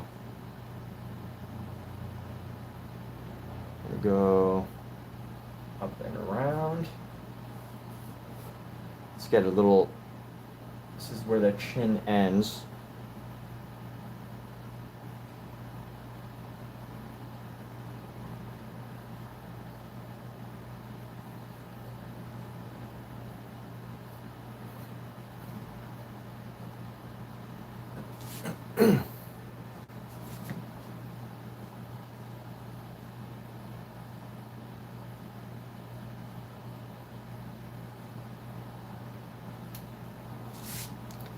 And let's see where this continues on.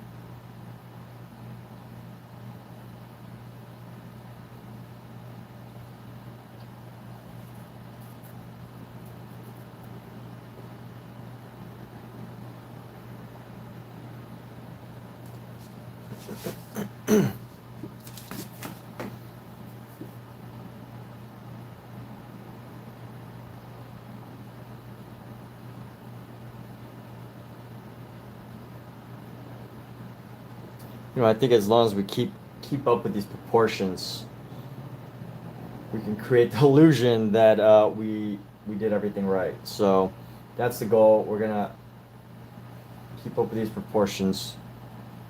We're gonna go like this. So where should the chin go?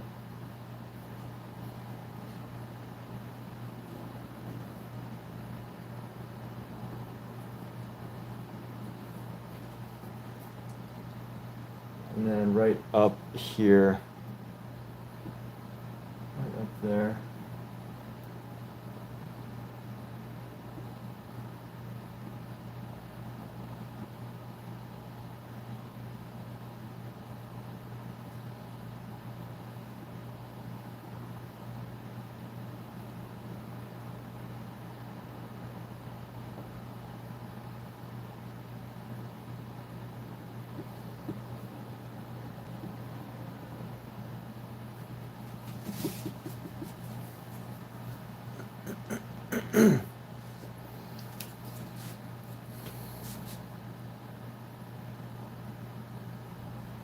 And then let's go like this, pop that nose in. We're gonna bring a nose out right there. Nose, just a little bit of space right there. Bring it up.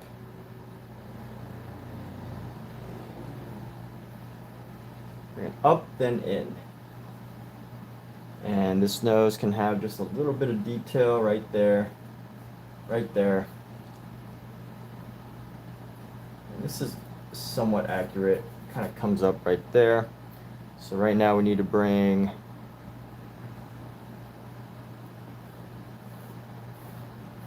that section right to the top of the nose.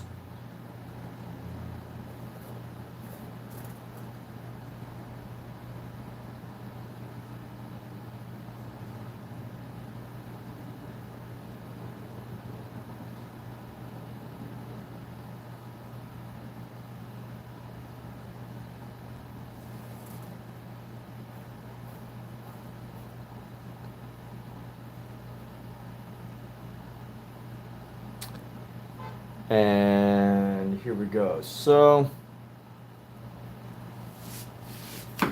let's see. So that's gonna be the top of the nose. We're gonna come out from here.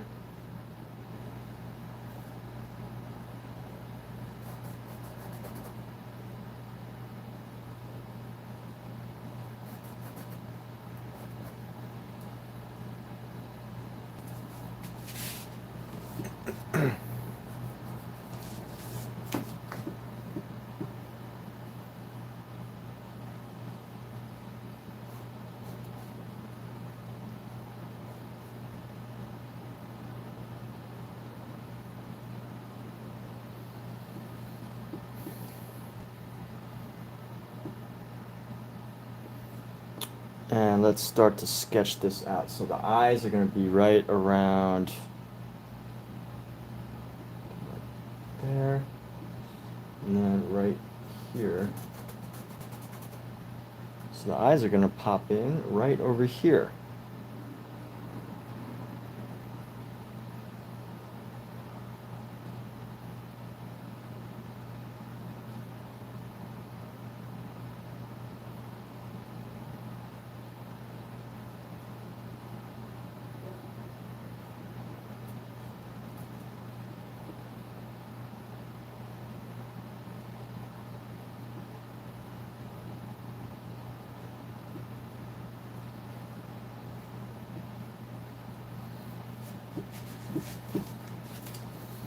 And then we're going to have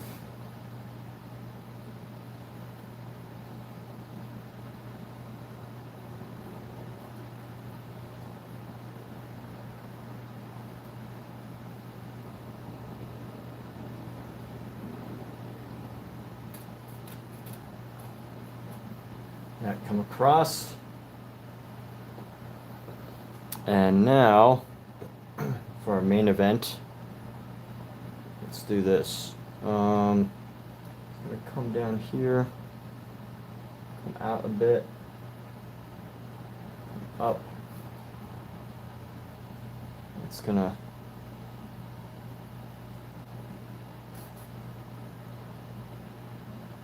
come around.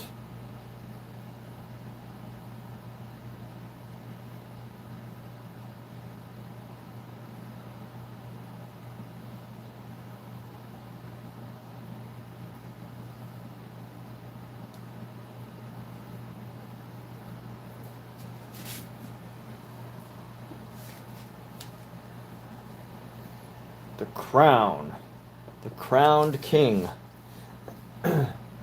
And let's see, so this needs to pop up just a bit right here. This is where the next crown needs to, next part of the crown needs to go.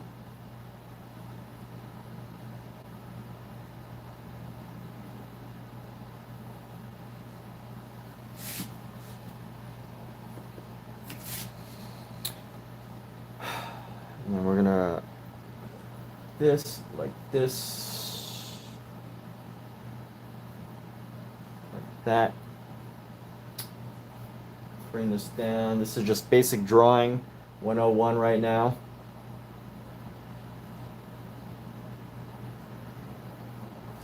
Basic drawing 101. That's what we got going on. Nothing too crazy. And let's see, actually this needs to be a bit higher, like right there. And once we get here, this is where our crown kind of comes down. So we're going to bring up. And then we're going to start our crown. Let's start our crown from the center with this one. So we got our triangles.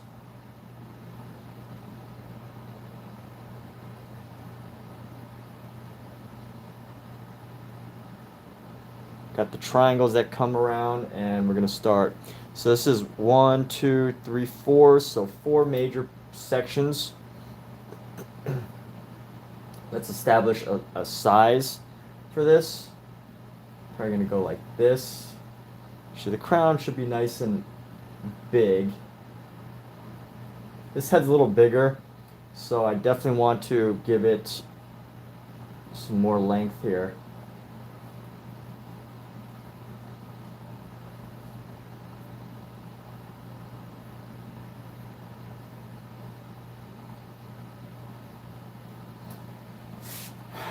And we're going to make one crown thorn here, one crown thorn, one thorn crown. And bring that down to a triangle. And then we're going to have another triangle right here where it kind of turns the corner.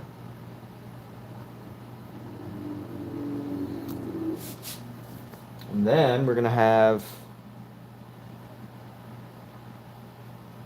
this piece.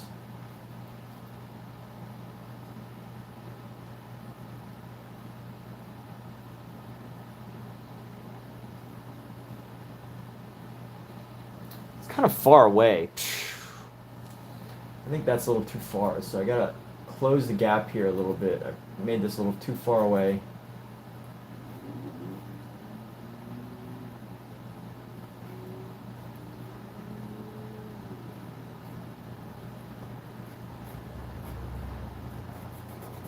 Give it a nice little piece right there.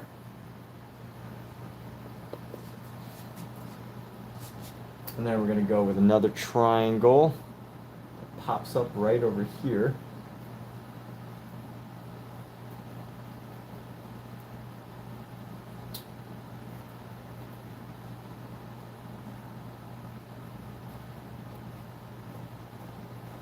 See, that's the one thing that's that you should always consider, especially when painting and sketching. That's the challenge of painting and sketching, which there are easier ways to paint and to do a painting. And specifically, that would be to actually sketch it out with pencil so you have everything exactly as you want it beforehand. And then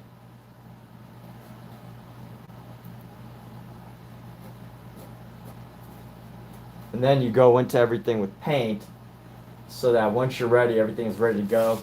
So my process, I will admit, takes a little longer than others. This process does take a little bit longer.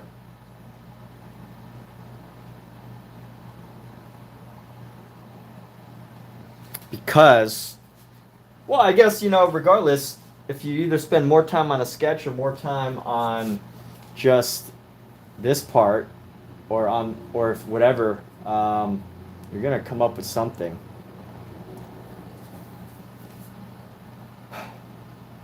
I don't know what I just said, what that actually meant, but it probably just meant nothing. But if you basically, I guess what I was trying to say is, if you come up with a sketch, regardless of how you do it, you're gonna come up with something, obviously, but it all depends on how close to the source material you want it. So I want the primary focus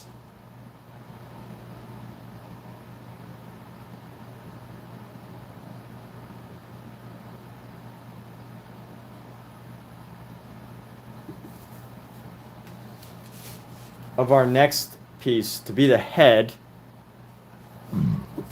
Excuse me. I want the primary focus of our next piece to be the head, but I also want to make sure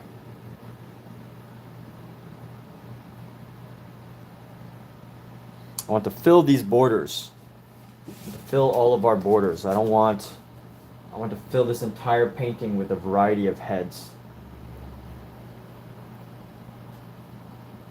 So I think this should be enough space if I start like up here.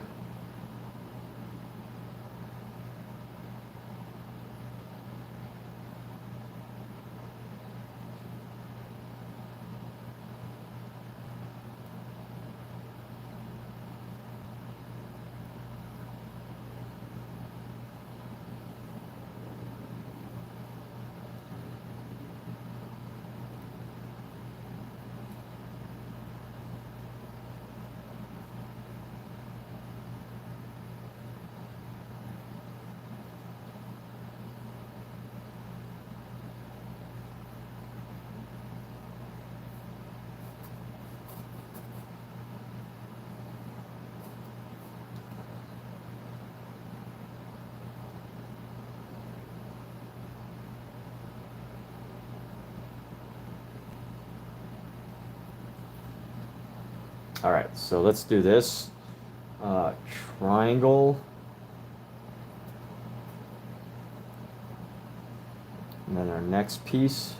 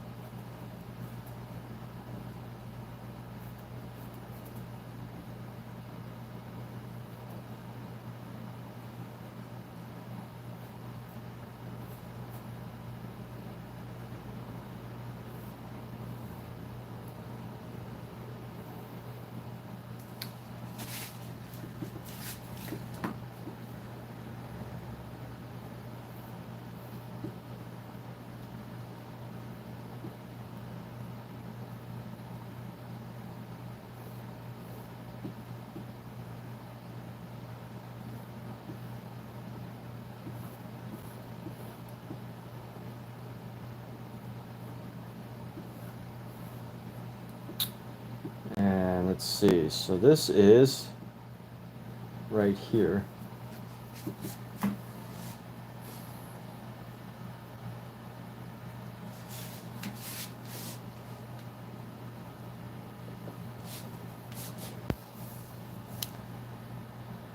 And continue working. Let's see, so go like this, come down a bit more.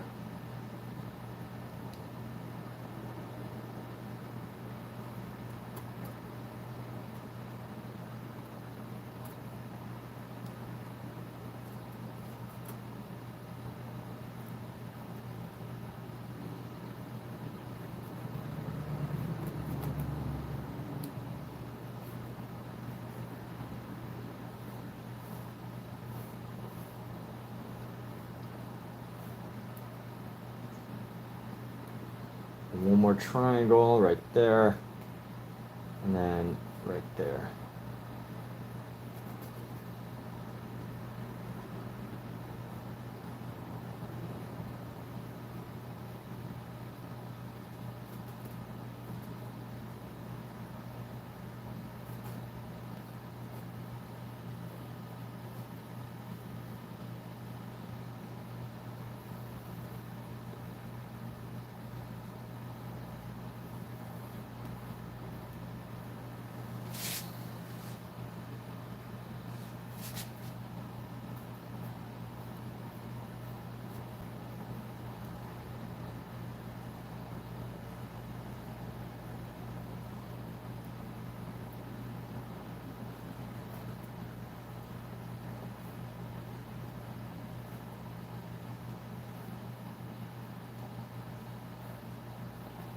So let's go like this.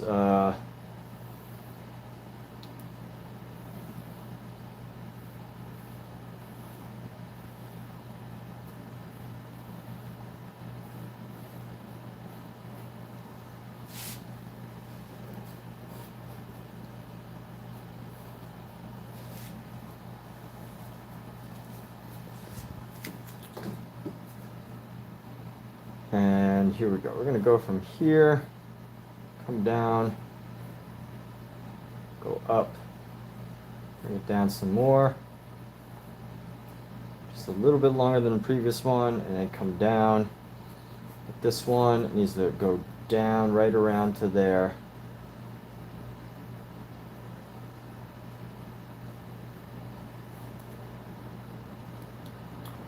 And then we're going to have a little design right here.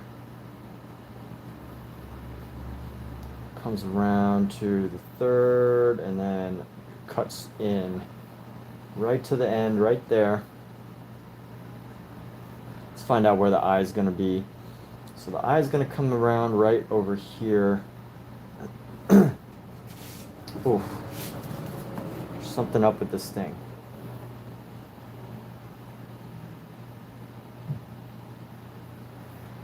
Need to give some more space to our eyebrow.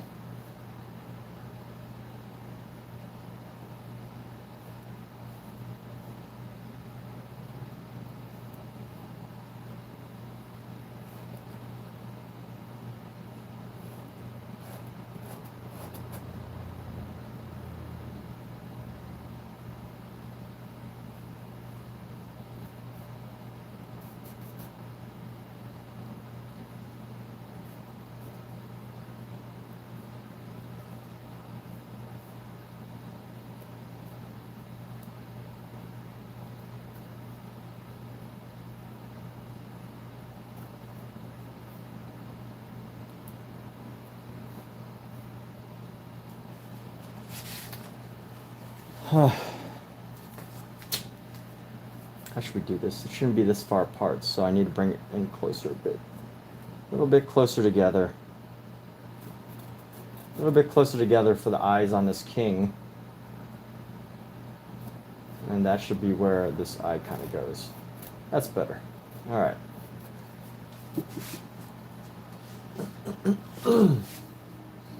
And here we go. So this piece, we're going to come down. We're just going to bring it down a bit. Not too angled, but just enough.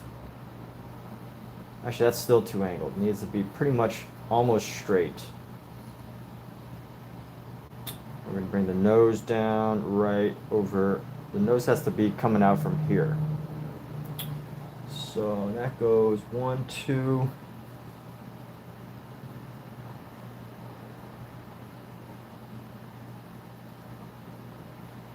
About 1 full length of the eye is how far we need the nose. So 1, and then 2 is where the nose should start. So it comes down 1, 1, where the nose should start. A little lower because I'm estimating, and then yeah, okay, that's actually a good spot right here. Give a little bit of extra width. Pop it up.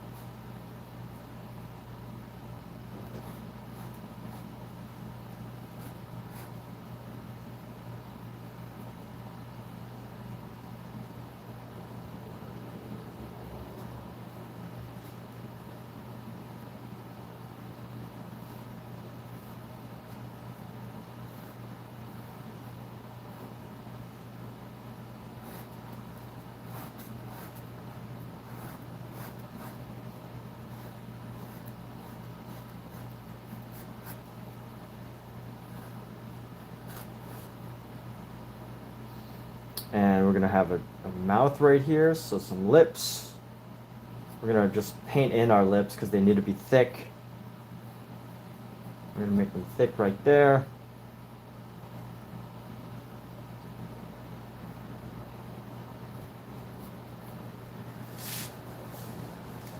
Oh, and look at all this stuff we're missing. We're missing so much detail right here. We go bam. Get that in here. Let's go.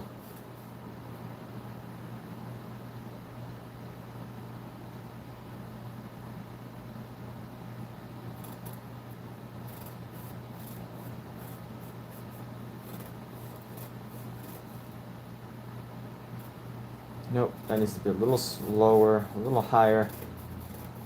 There we go. That's better. Because a lot of this is the beard. So the beard's not going to be too important.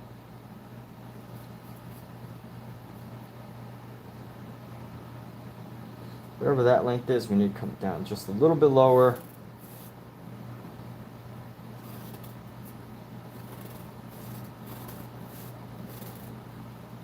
And there we have it.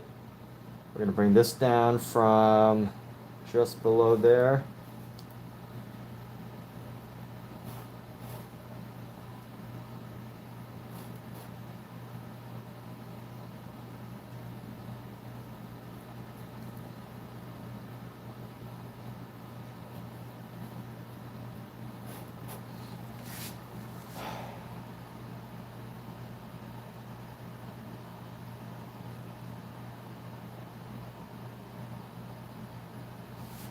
It's funny because my sketches, you can tell they get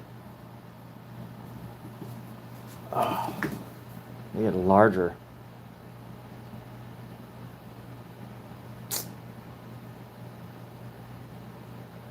What to do?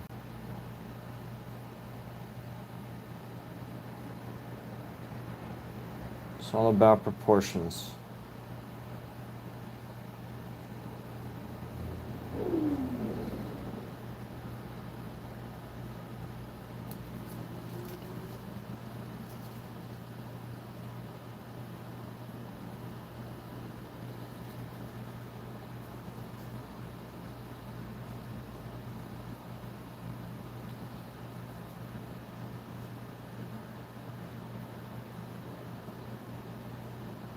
Yeah, this crown needs to be way bigger. If I want to keep it proportional.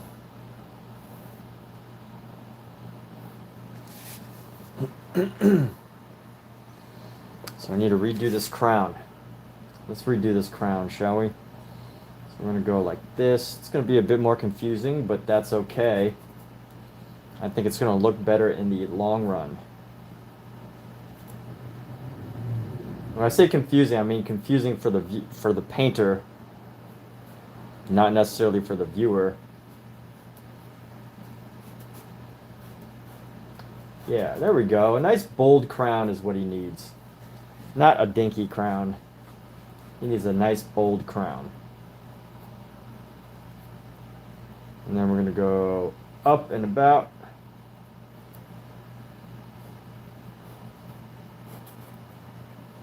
And then up and about.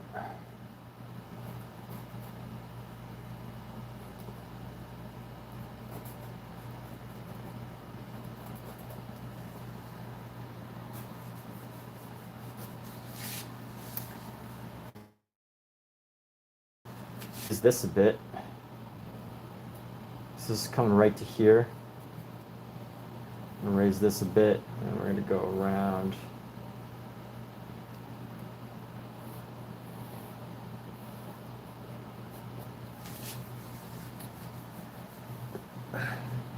All right, it's gonna be up to me to figure that out once I get started on this section.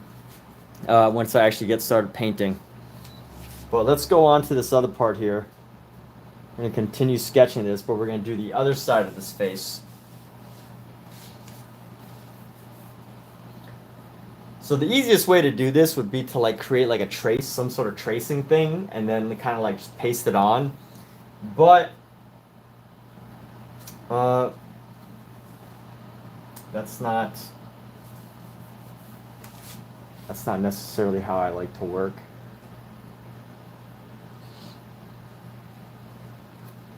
So, you know, I think every piece kind of becomes a little different, a little unique in its own way.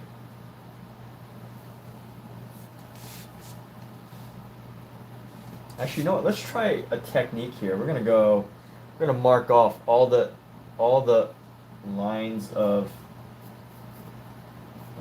markation here. So I'm gonna go right here.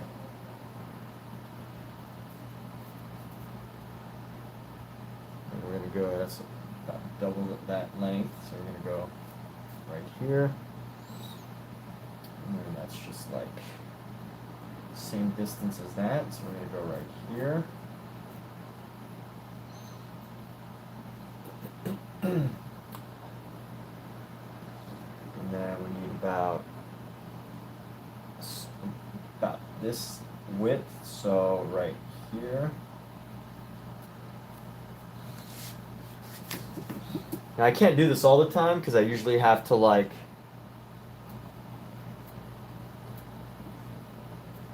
usually I'm like free sketching, but now I'm just kind of using the edges here, the corners of things.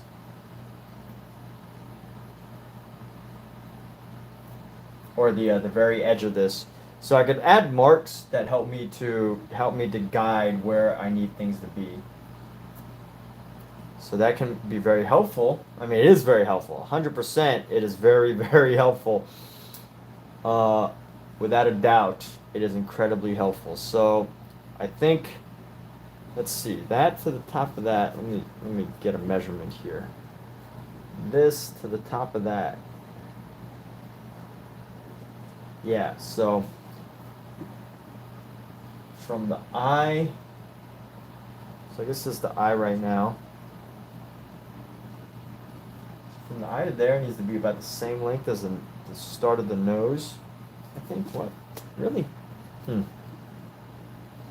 Checking out proportions. That's how I'm doing it. So this is the bottom of the eye to the top of that. Basically to the bottom of the nose. Is that accurate? It doesn't feel right. So I'm gonna give it just a little bit of length. A little bit extra.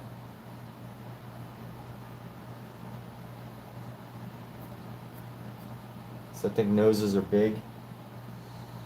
And then the mouth is gonna come right here. The nose.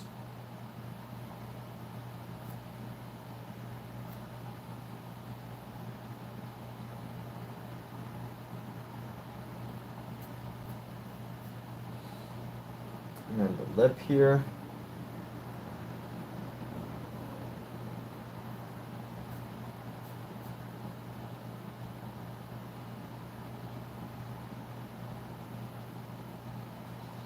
Whatever this is, the chin.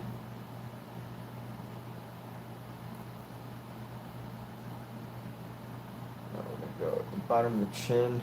Oh wait, no, that's that. And then whatever this,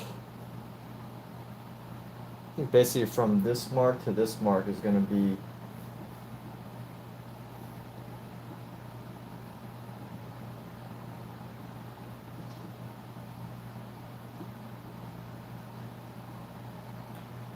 from the top of the nose. Let me see. Top of the nose.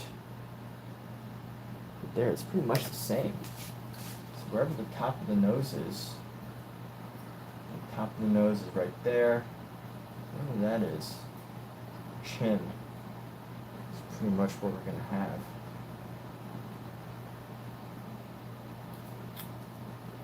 Okay, so we're gonna mark the chin right here. Right over there. Get another little thing right here. To make our job much easier using these guides. Creating our own guiding system.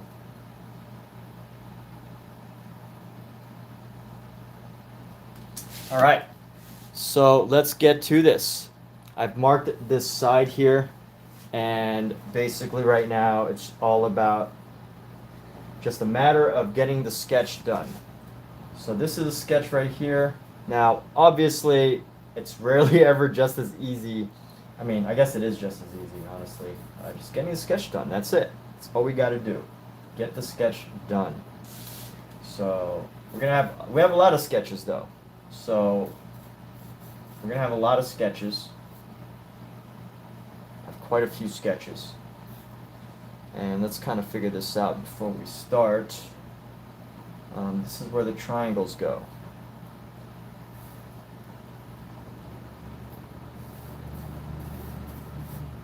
This is where, I don't even remember. Oh, this is where that shadow goes. So this is that. And then the next step down is the eyes, the eye line. Okay, cool. We've got something going on. Still need some work, but we got something going on.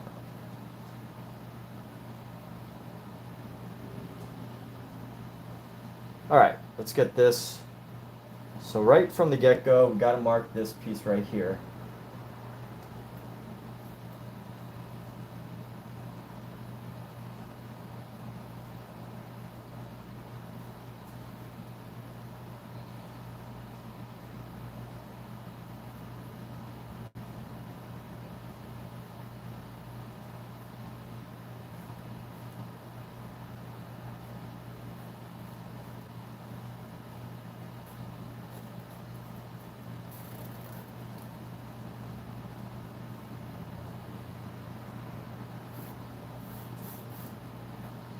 And then there's going to be a little triangle, of course. All right, and then we're going to come down into this, down into that.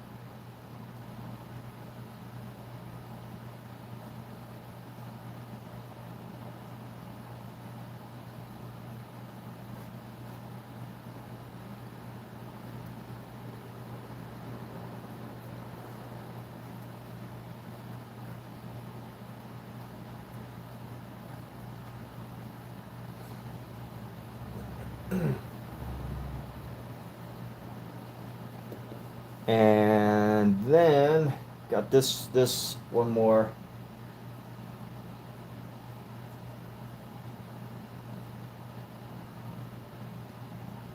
So these would be really close together, kind of merging into it.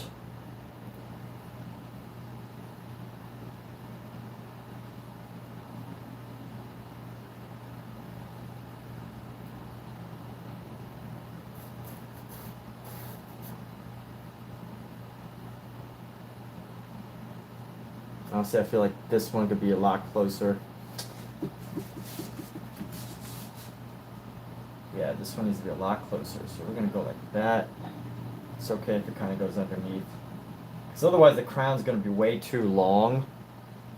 So I want to make these adjustments early on so I don't worry about it as much later.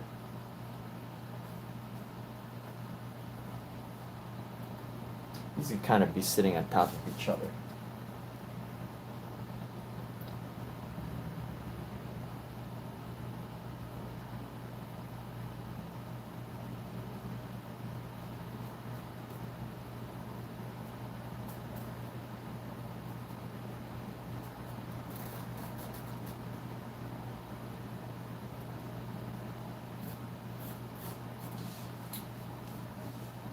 And go down with this.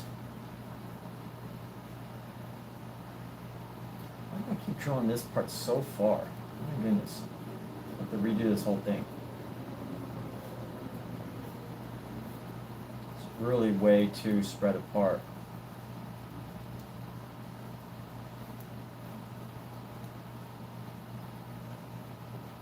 And right around here. And right around here, we're going to call this the end. And we'll work out the challenges later. Best to work out your challenges right at the beginning of the sketch, but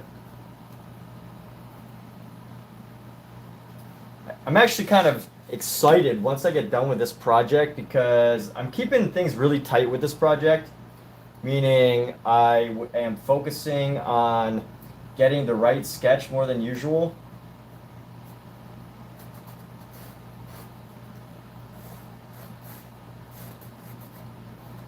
Because I'm really working on training my eye here.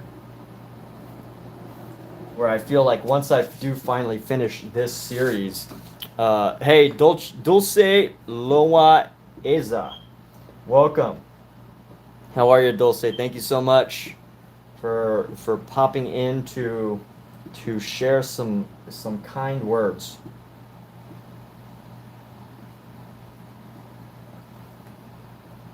Thank you, thank you.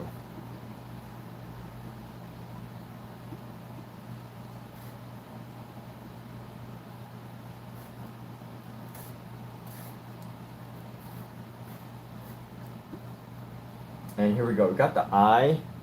It's going to come like right here.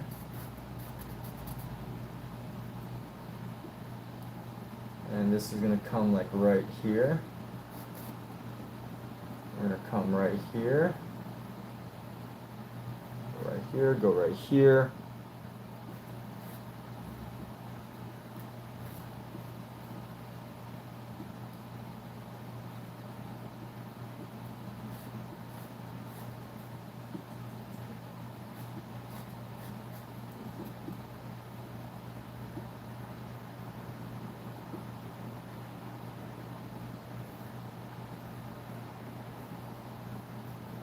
And we're going to go down from here. Bring this down. So I guess this is supposed to be the start of the nose.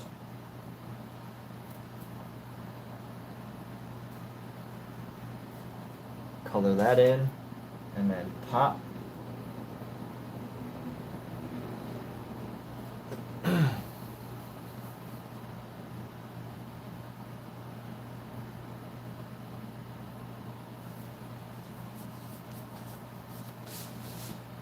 Oh no, that is supposed to be the top of the nose. What am I saying? No, this is where the nose needs to go, right? Nose needs to go like this.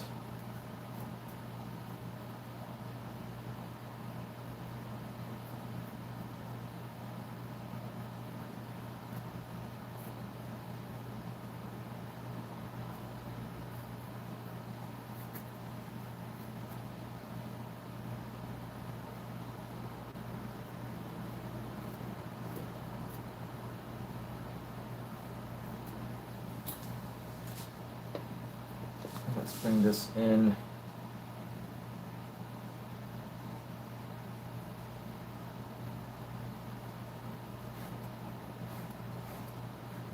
Bottom of the lip.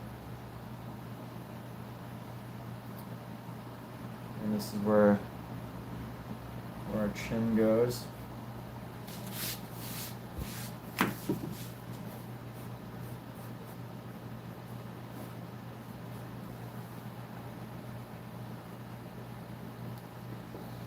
And here we go. So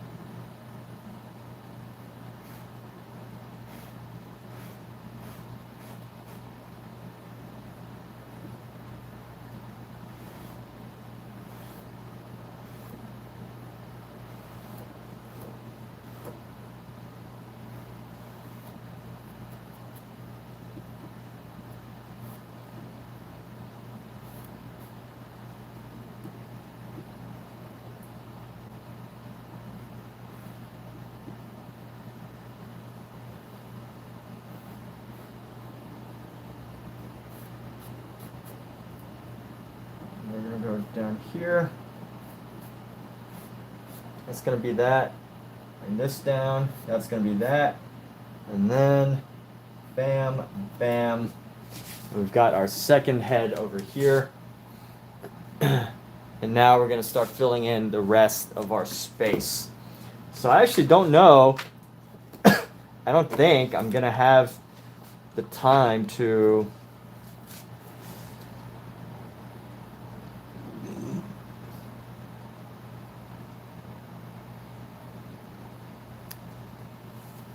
I don't think I'm actually going to be able to start the actual painting tonight. Is that right, buddy?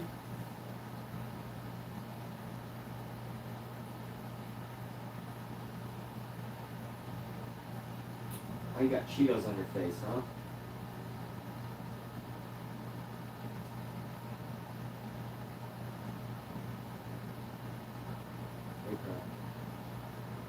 I got kittens over here. Playing with some kittens. Alright, back to work. It's not kitten time. I guess it's always kitten time, right? Who has kittens? It's always time for kittens. But here we go. Let's do...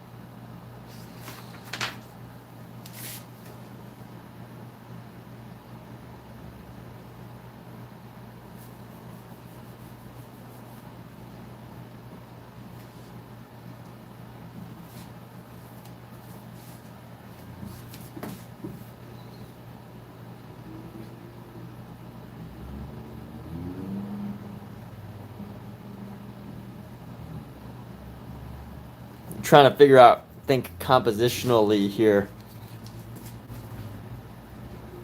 how I'm going to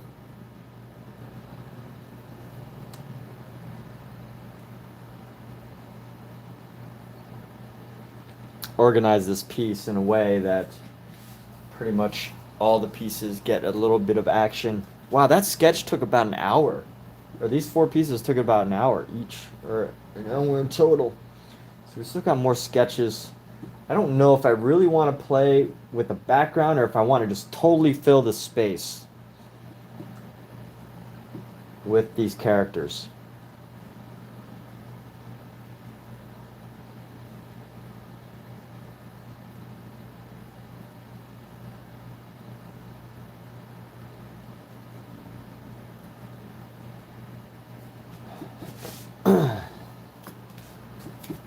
Let's go right into this corner.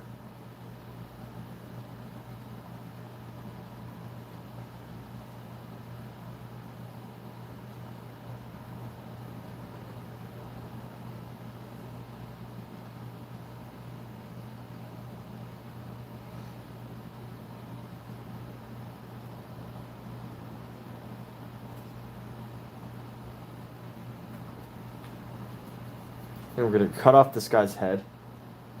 Part of his head.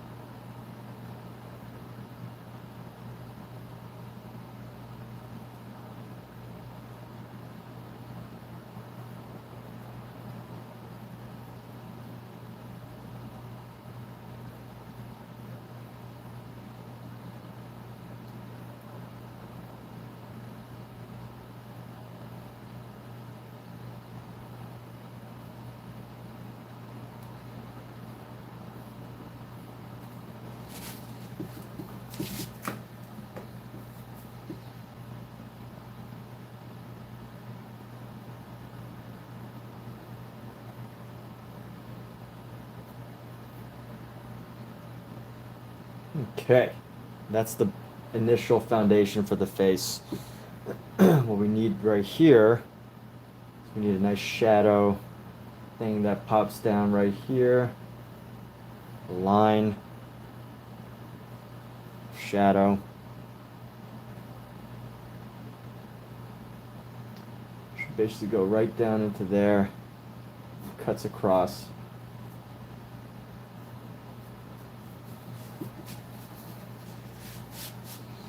And then right here, we'll do the forehead.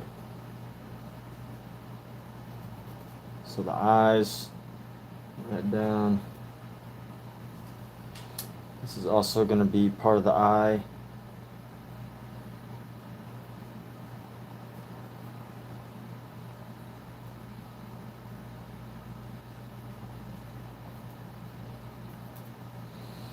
And there we go.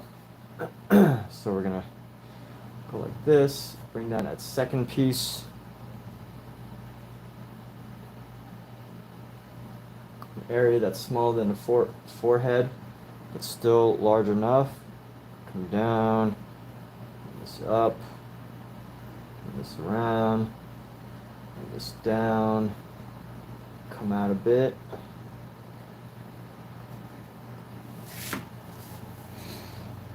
And here we go. So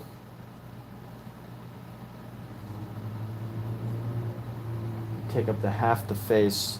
That should make up just a small part, and then the second half is going to come down right starting here. We're going to go a little bit further back just for the second eye.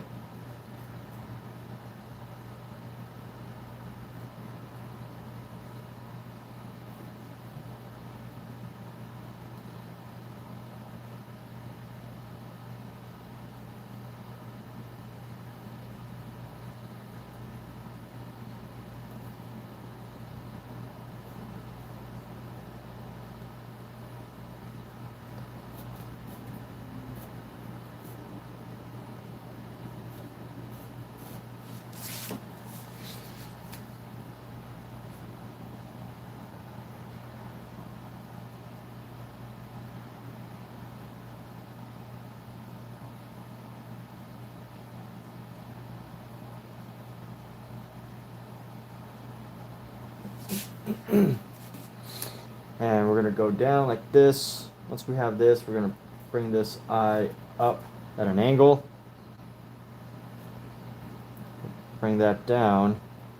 And this should have some texture.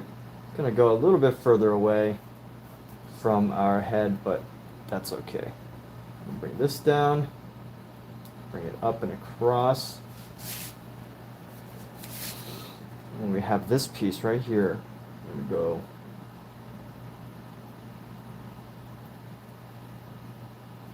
get these triangles, get this piece, and there we go. Shadow might be a little big, actually. Shadow might be a little bit big, so we're going to go like that. And then, I really should adopt a new way of painting this, because with a brush, you have to deal with the fact that the brush has a lot of, the brush is very thick.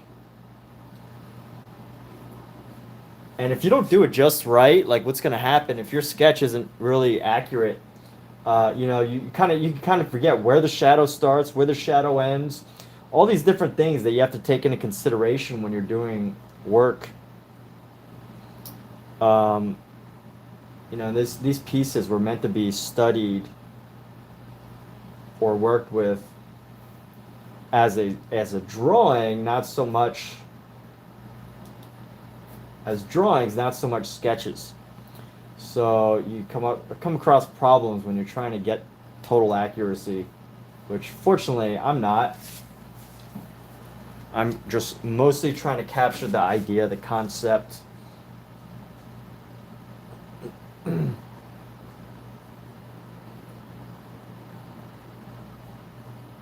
And basically,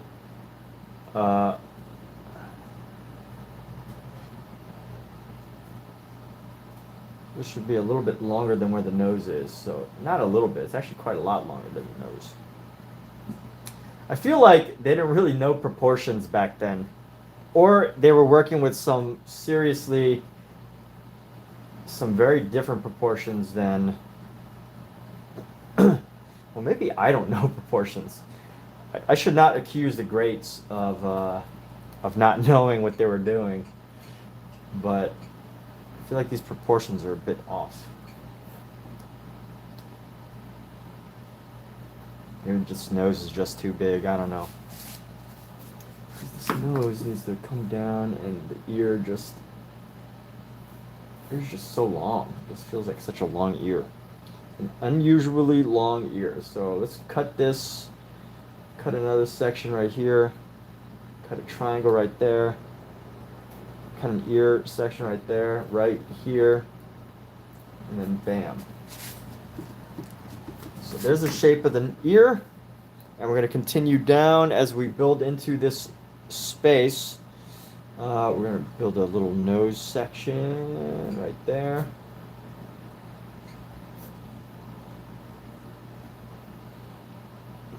And you know what we can do right now?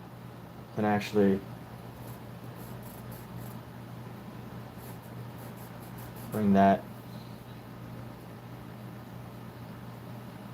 That shouldn't be too long. Smaller than the ear for sure. And then it should go right to below the eye at an angle.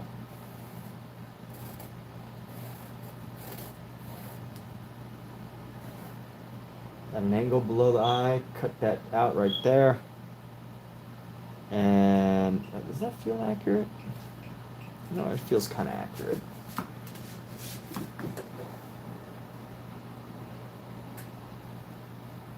Let's go like this. We're going to go with this nose. We're going to bring this nose over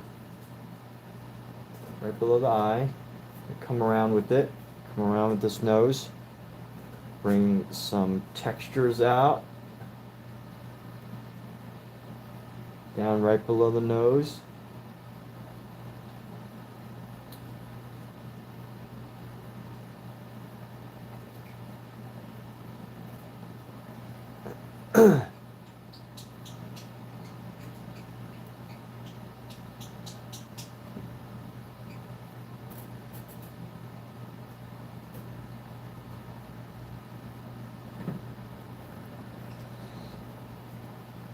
Whatever that form is, we'll figure out, and we're going to come down like this.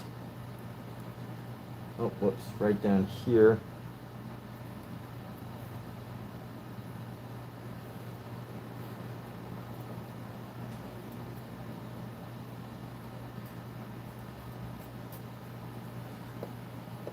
And just getting the sketch. This is the sketching phase. This is the fun phase where we get to lay everything out.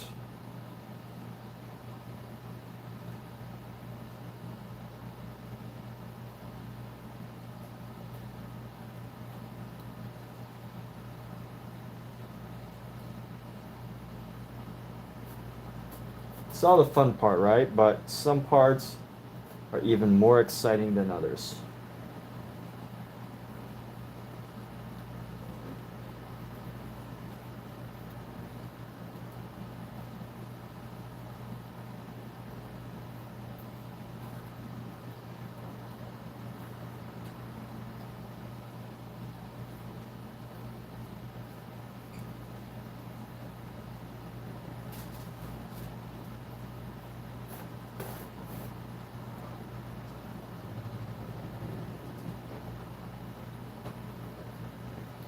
And then bring this down, bring this over, right there, bring this around.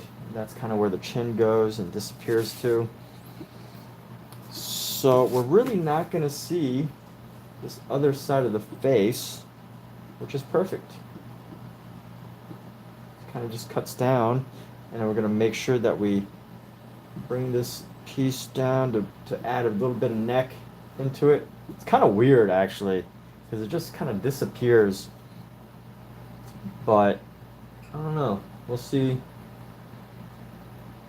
Feels a little bit wide, a little bit wider than should be.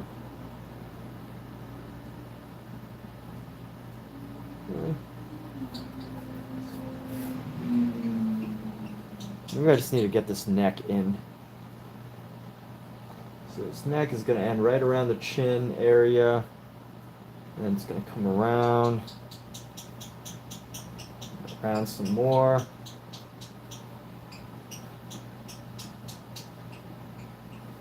And bring that down and over and up. Triangle, triangle, triangle down.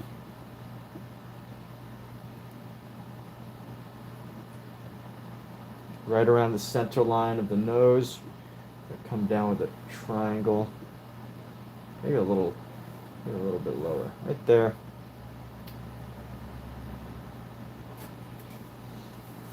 All right. Things are moving along, people. Here we go. We are moving along.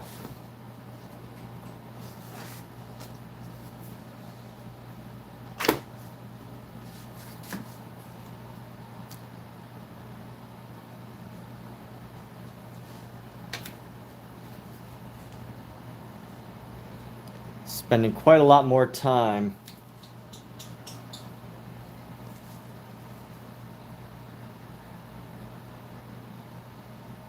on our sketches.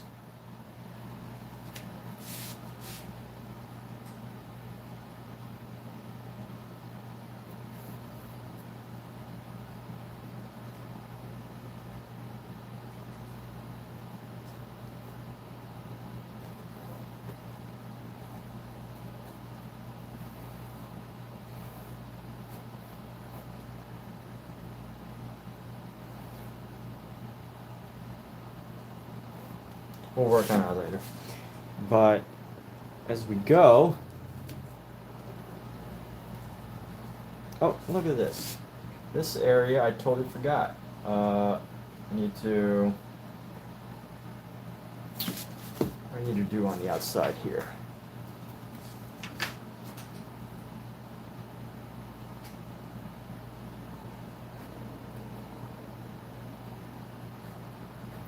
There.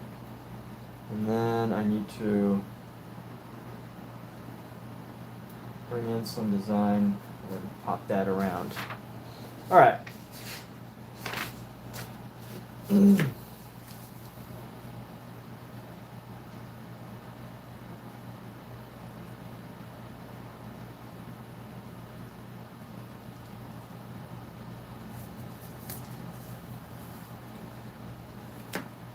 So I'd like for, so I'm thinking of planning, I'm not thinking of planning, I am planning, but that's what's on my mind is planning, and I'd like to highlight, so this section kind of cuts off that side of the face. I'd really like to highlight that side of the face. So what I want to do right here is I want to take this section and make it about that.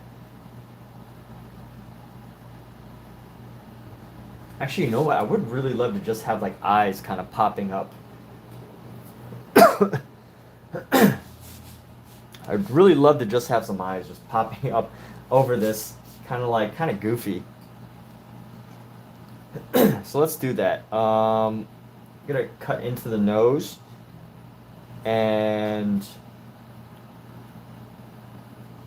I'm actually going to start with eyes so that I can kind of merge these two designs into each other, and then we can just focus on the eyes. I really want this to be merged.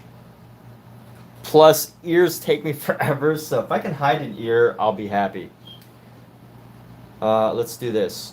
So right here, we're going to put the eye right here just so we can have just enough eye popping up that it's like, hey, look, that's kind of funny. There's some eyeballs just popping up right here. And then we're gonna go, the hair's gonna come around like so.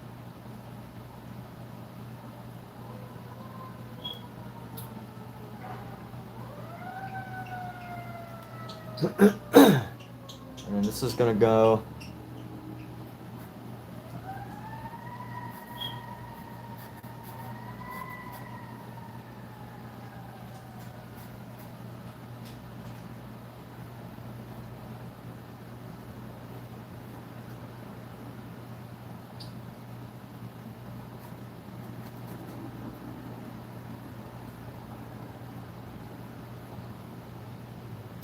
so here we go. We're gonna go like this, come around, bam, bam, bam, come up like that, come up like this.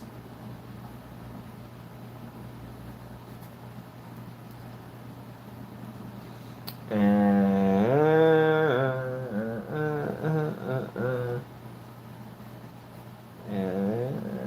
let's go right here. So that's eye number one. Eye number one. And then eye number two should be fairly close. I'm gonna go right there. Kind of a little different.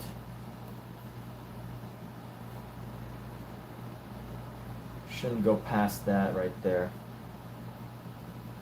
Just right to the edge of the eye. A little bit. Yeah, okay. A little bit to the edge of the eye right there. And then comes down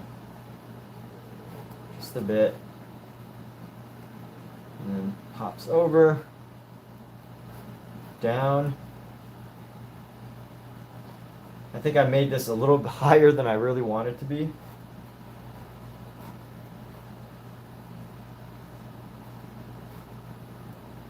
So I really don't want the nose sticking out, but that's okay. Nose sticking out isn't an issue. But as long as we can get the eyes just kind of peeking over this edge, you know, kind of like he's just popping up over a cliff. Just, hey, what's up, dude? I see you. What's going on? How are you doing today? You're just like one of those. If I could add hands, I would.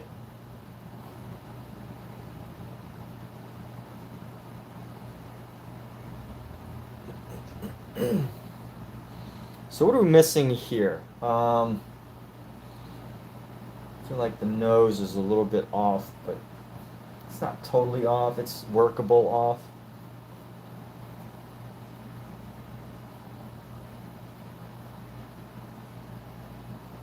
Alexa, what time is it? The time is 5:11 p.m. Oh, it is 5:11. I gotta get going soon.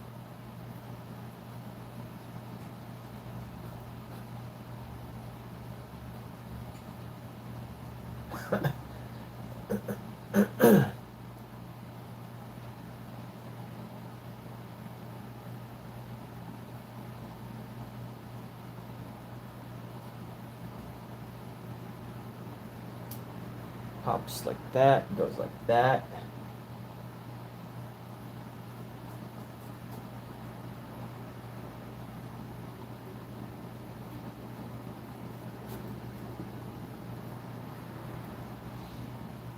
See how we're going to design this eye. So this eye should basically have a shadow around right here. Goes up, comes around, comes around.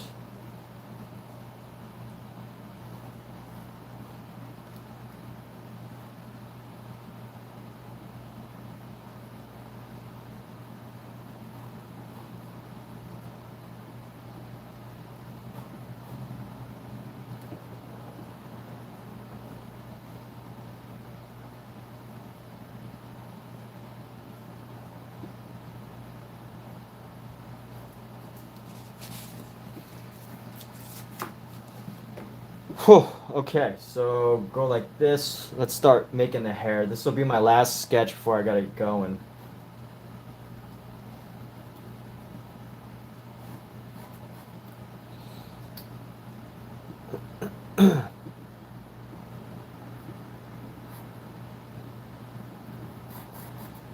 Should go just above the central space, and then bam, this hair is going to come out and around.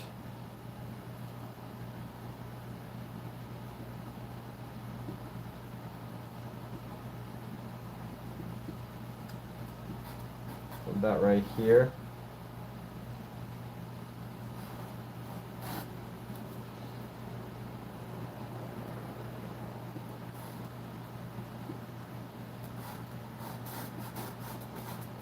So that hair mark thing, and then we're gonna go, this is gonna go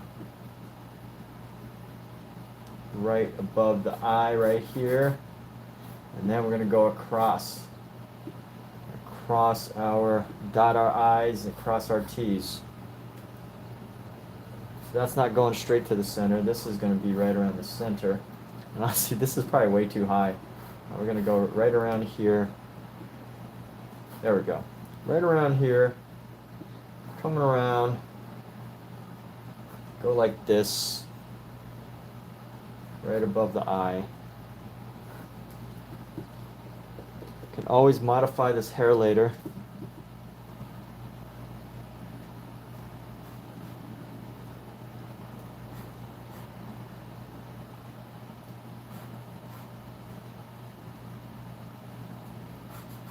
It's like the shape of Texas.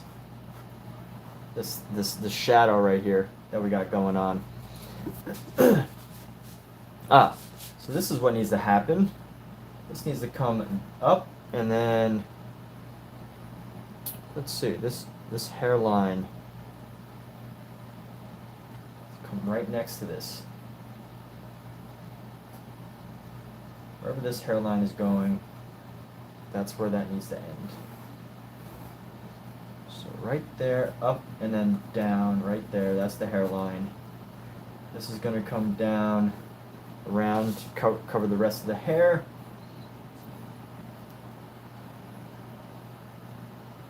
Where this ends, we go have a nice little shadow right there. Comes up.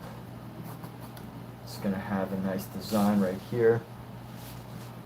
Maybe a little too wide. I'm going to come down. Angle, angle. And then now let's go for the ear.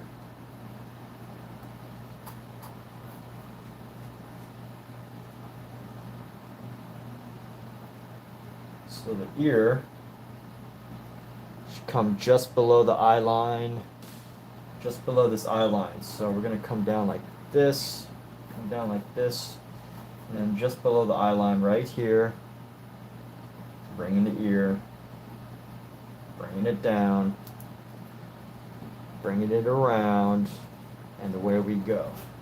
So actually this is kind of, it's going to come down right around here.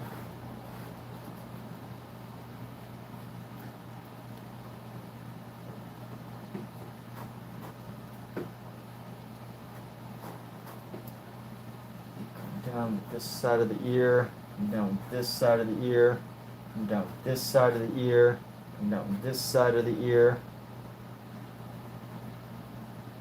Yeah, that's part of the ear. That's why that's going like this. And then we're going to bring this straight ahead at a corner. And then bring that up.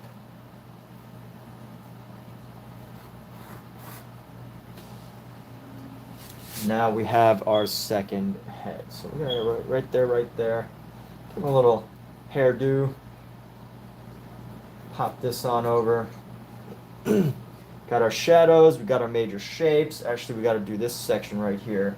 So this might be a little weird, but we're going to go ahead and fill this in. Sometimes I don't like to commit to ideas at this stage. I like to just kind of have like a, this is the pretty much the loose sketch, the loose sketch out before we really start to build stuff in.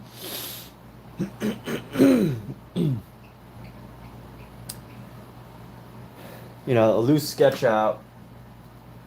But what happens with a loose sketch out is I don't do everything necessarily perfect on a sketch out. So like I love to leave some room for a little bit of mistakes. a little bit of mistakes during my sketch. I know that's not the appropriate thing to say because, you know, artists don't make mistakes. Artists are supposed to have everything perfect and technically brilliant and all that. So it's not good to say you make mistakes. But so is life. And here we go. So we're done with this sketch for now. I have some evening activities I must partake in, my dear viewers. So as I wrap this up, I just want to say thank you all for taking the time to stop by, and some of you have said hello, some of you have just watched, some of you will watch at some point in the future, give or take a few hundred years. Who wants to bet that YouTube is no longer around in 100 years? Can you imagine though, like all that content just totally disappearing? It's hard to imagine. Like YouTube, I think is a thing that pretty much must survive for eternity. Or if it doesn't, some other company has to buy them, but who can possibly buy YouTube? Nobody. Not even Elon Musk can buy YouTube.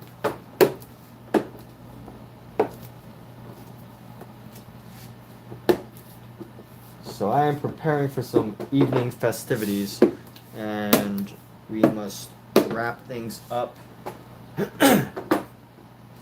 close our belongings, be prepared to go on an adventure. But yes, see you now, see you later, see you far, far into the future. And with that, everybody, take care. Good night. Thank you for stopping by.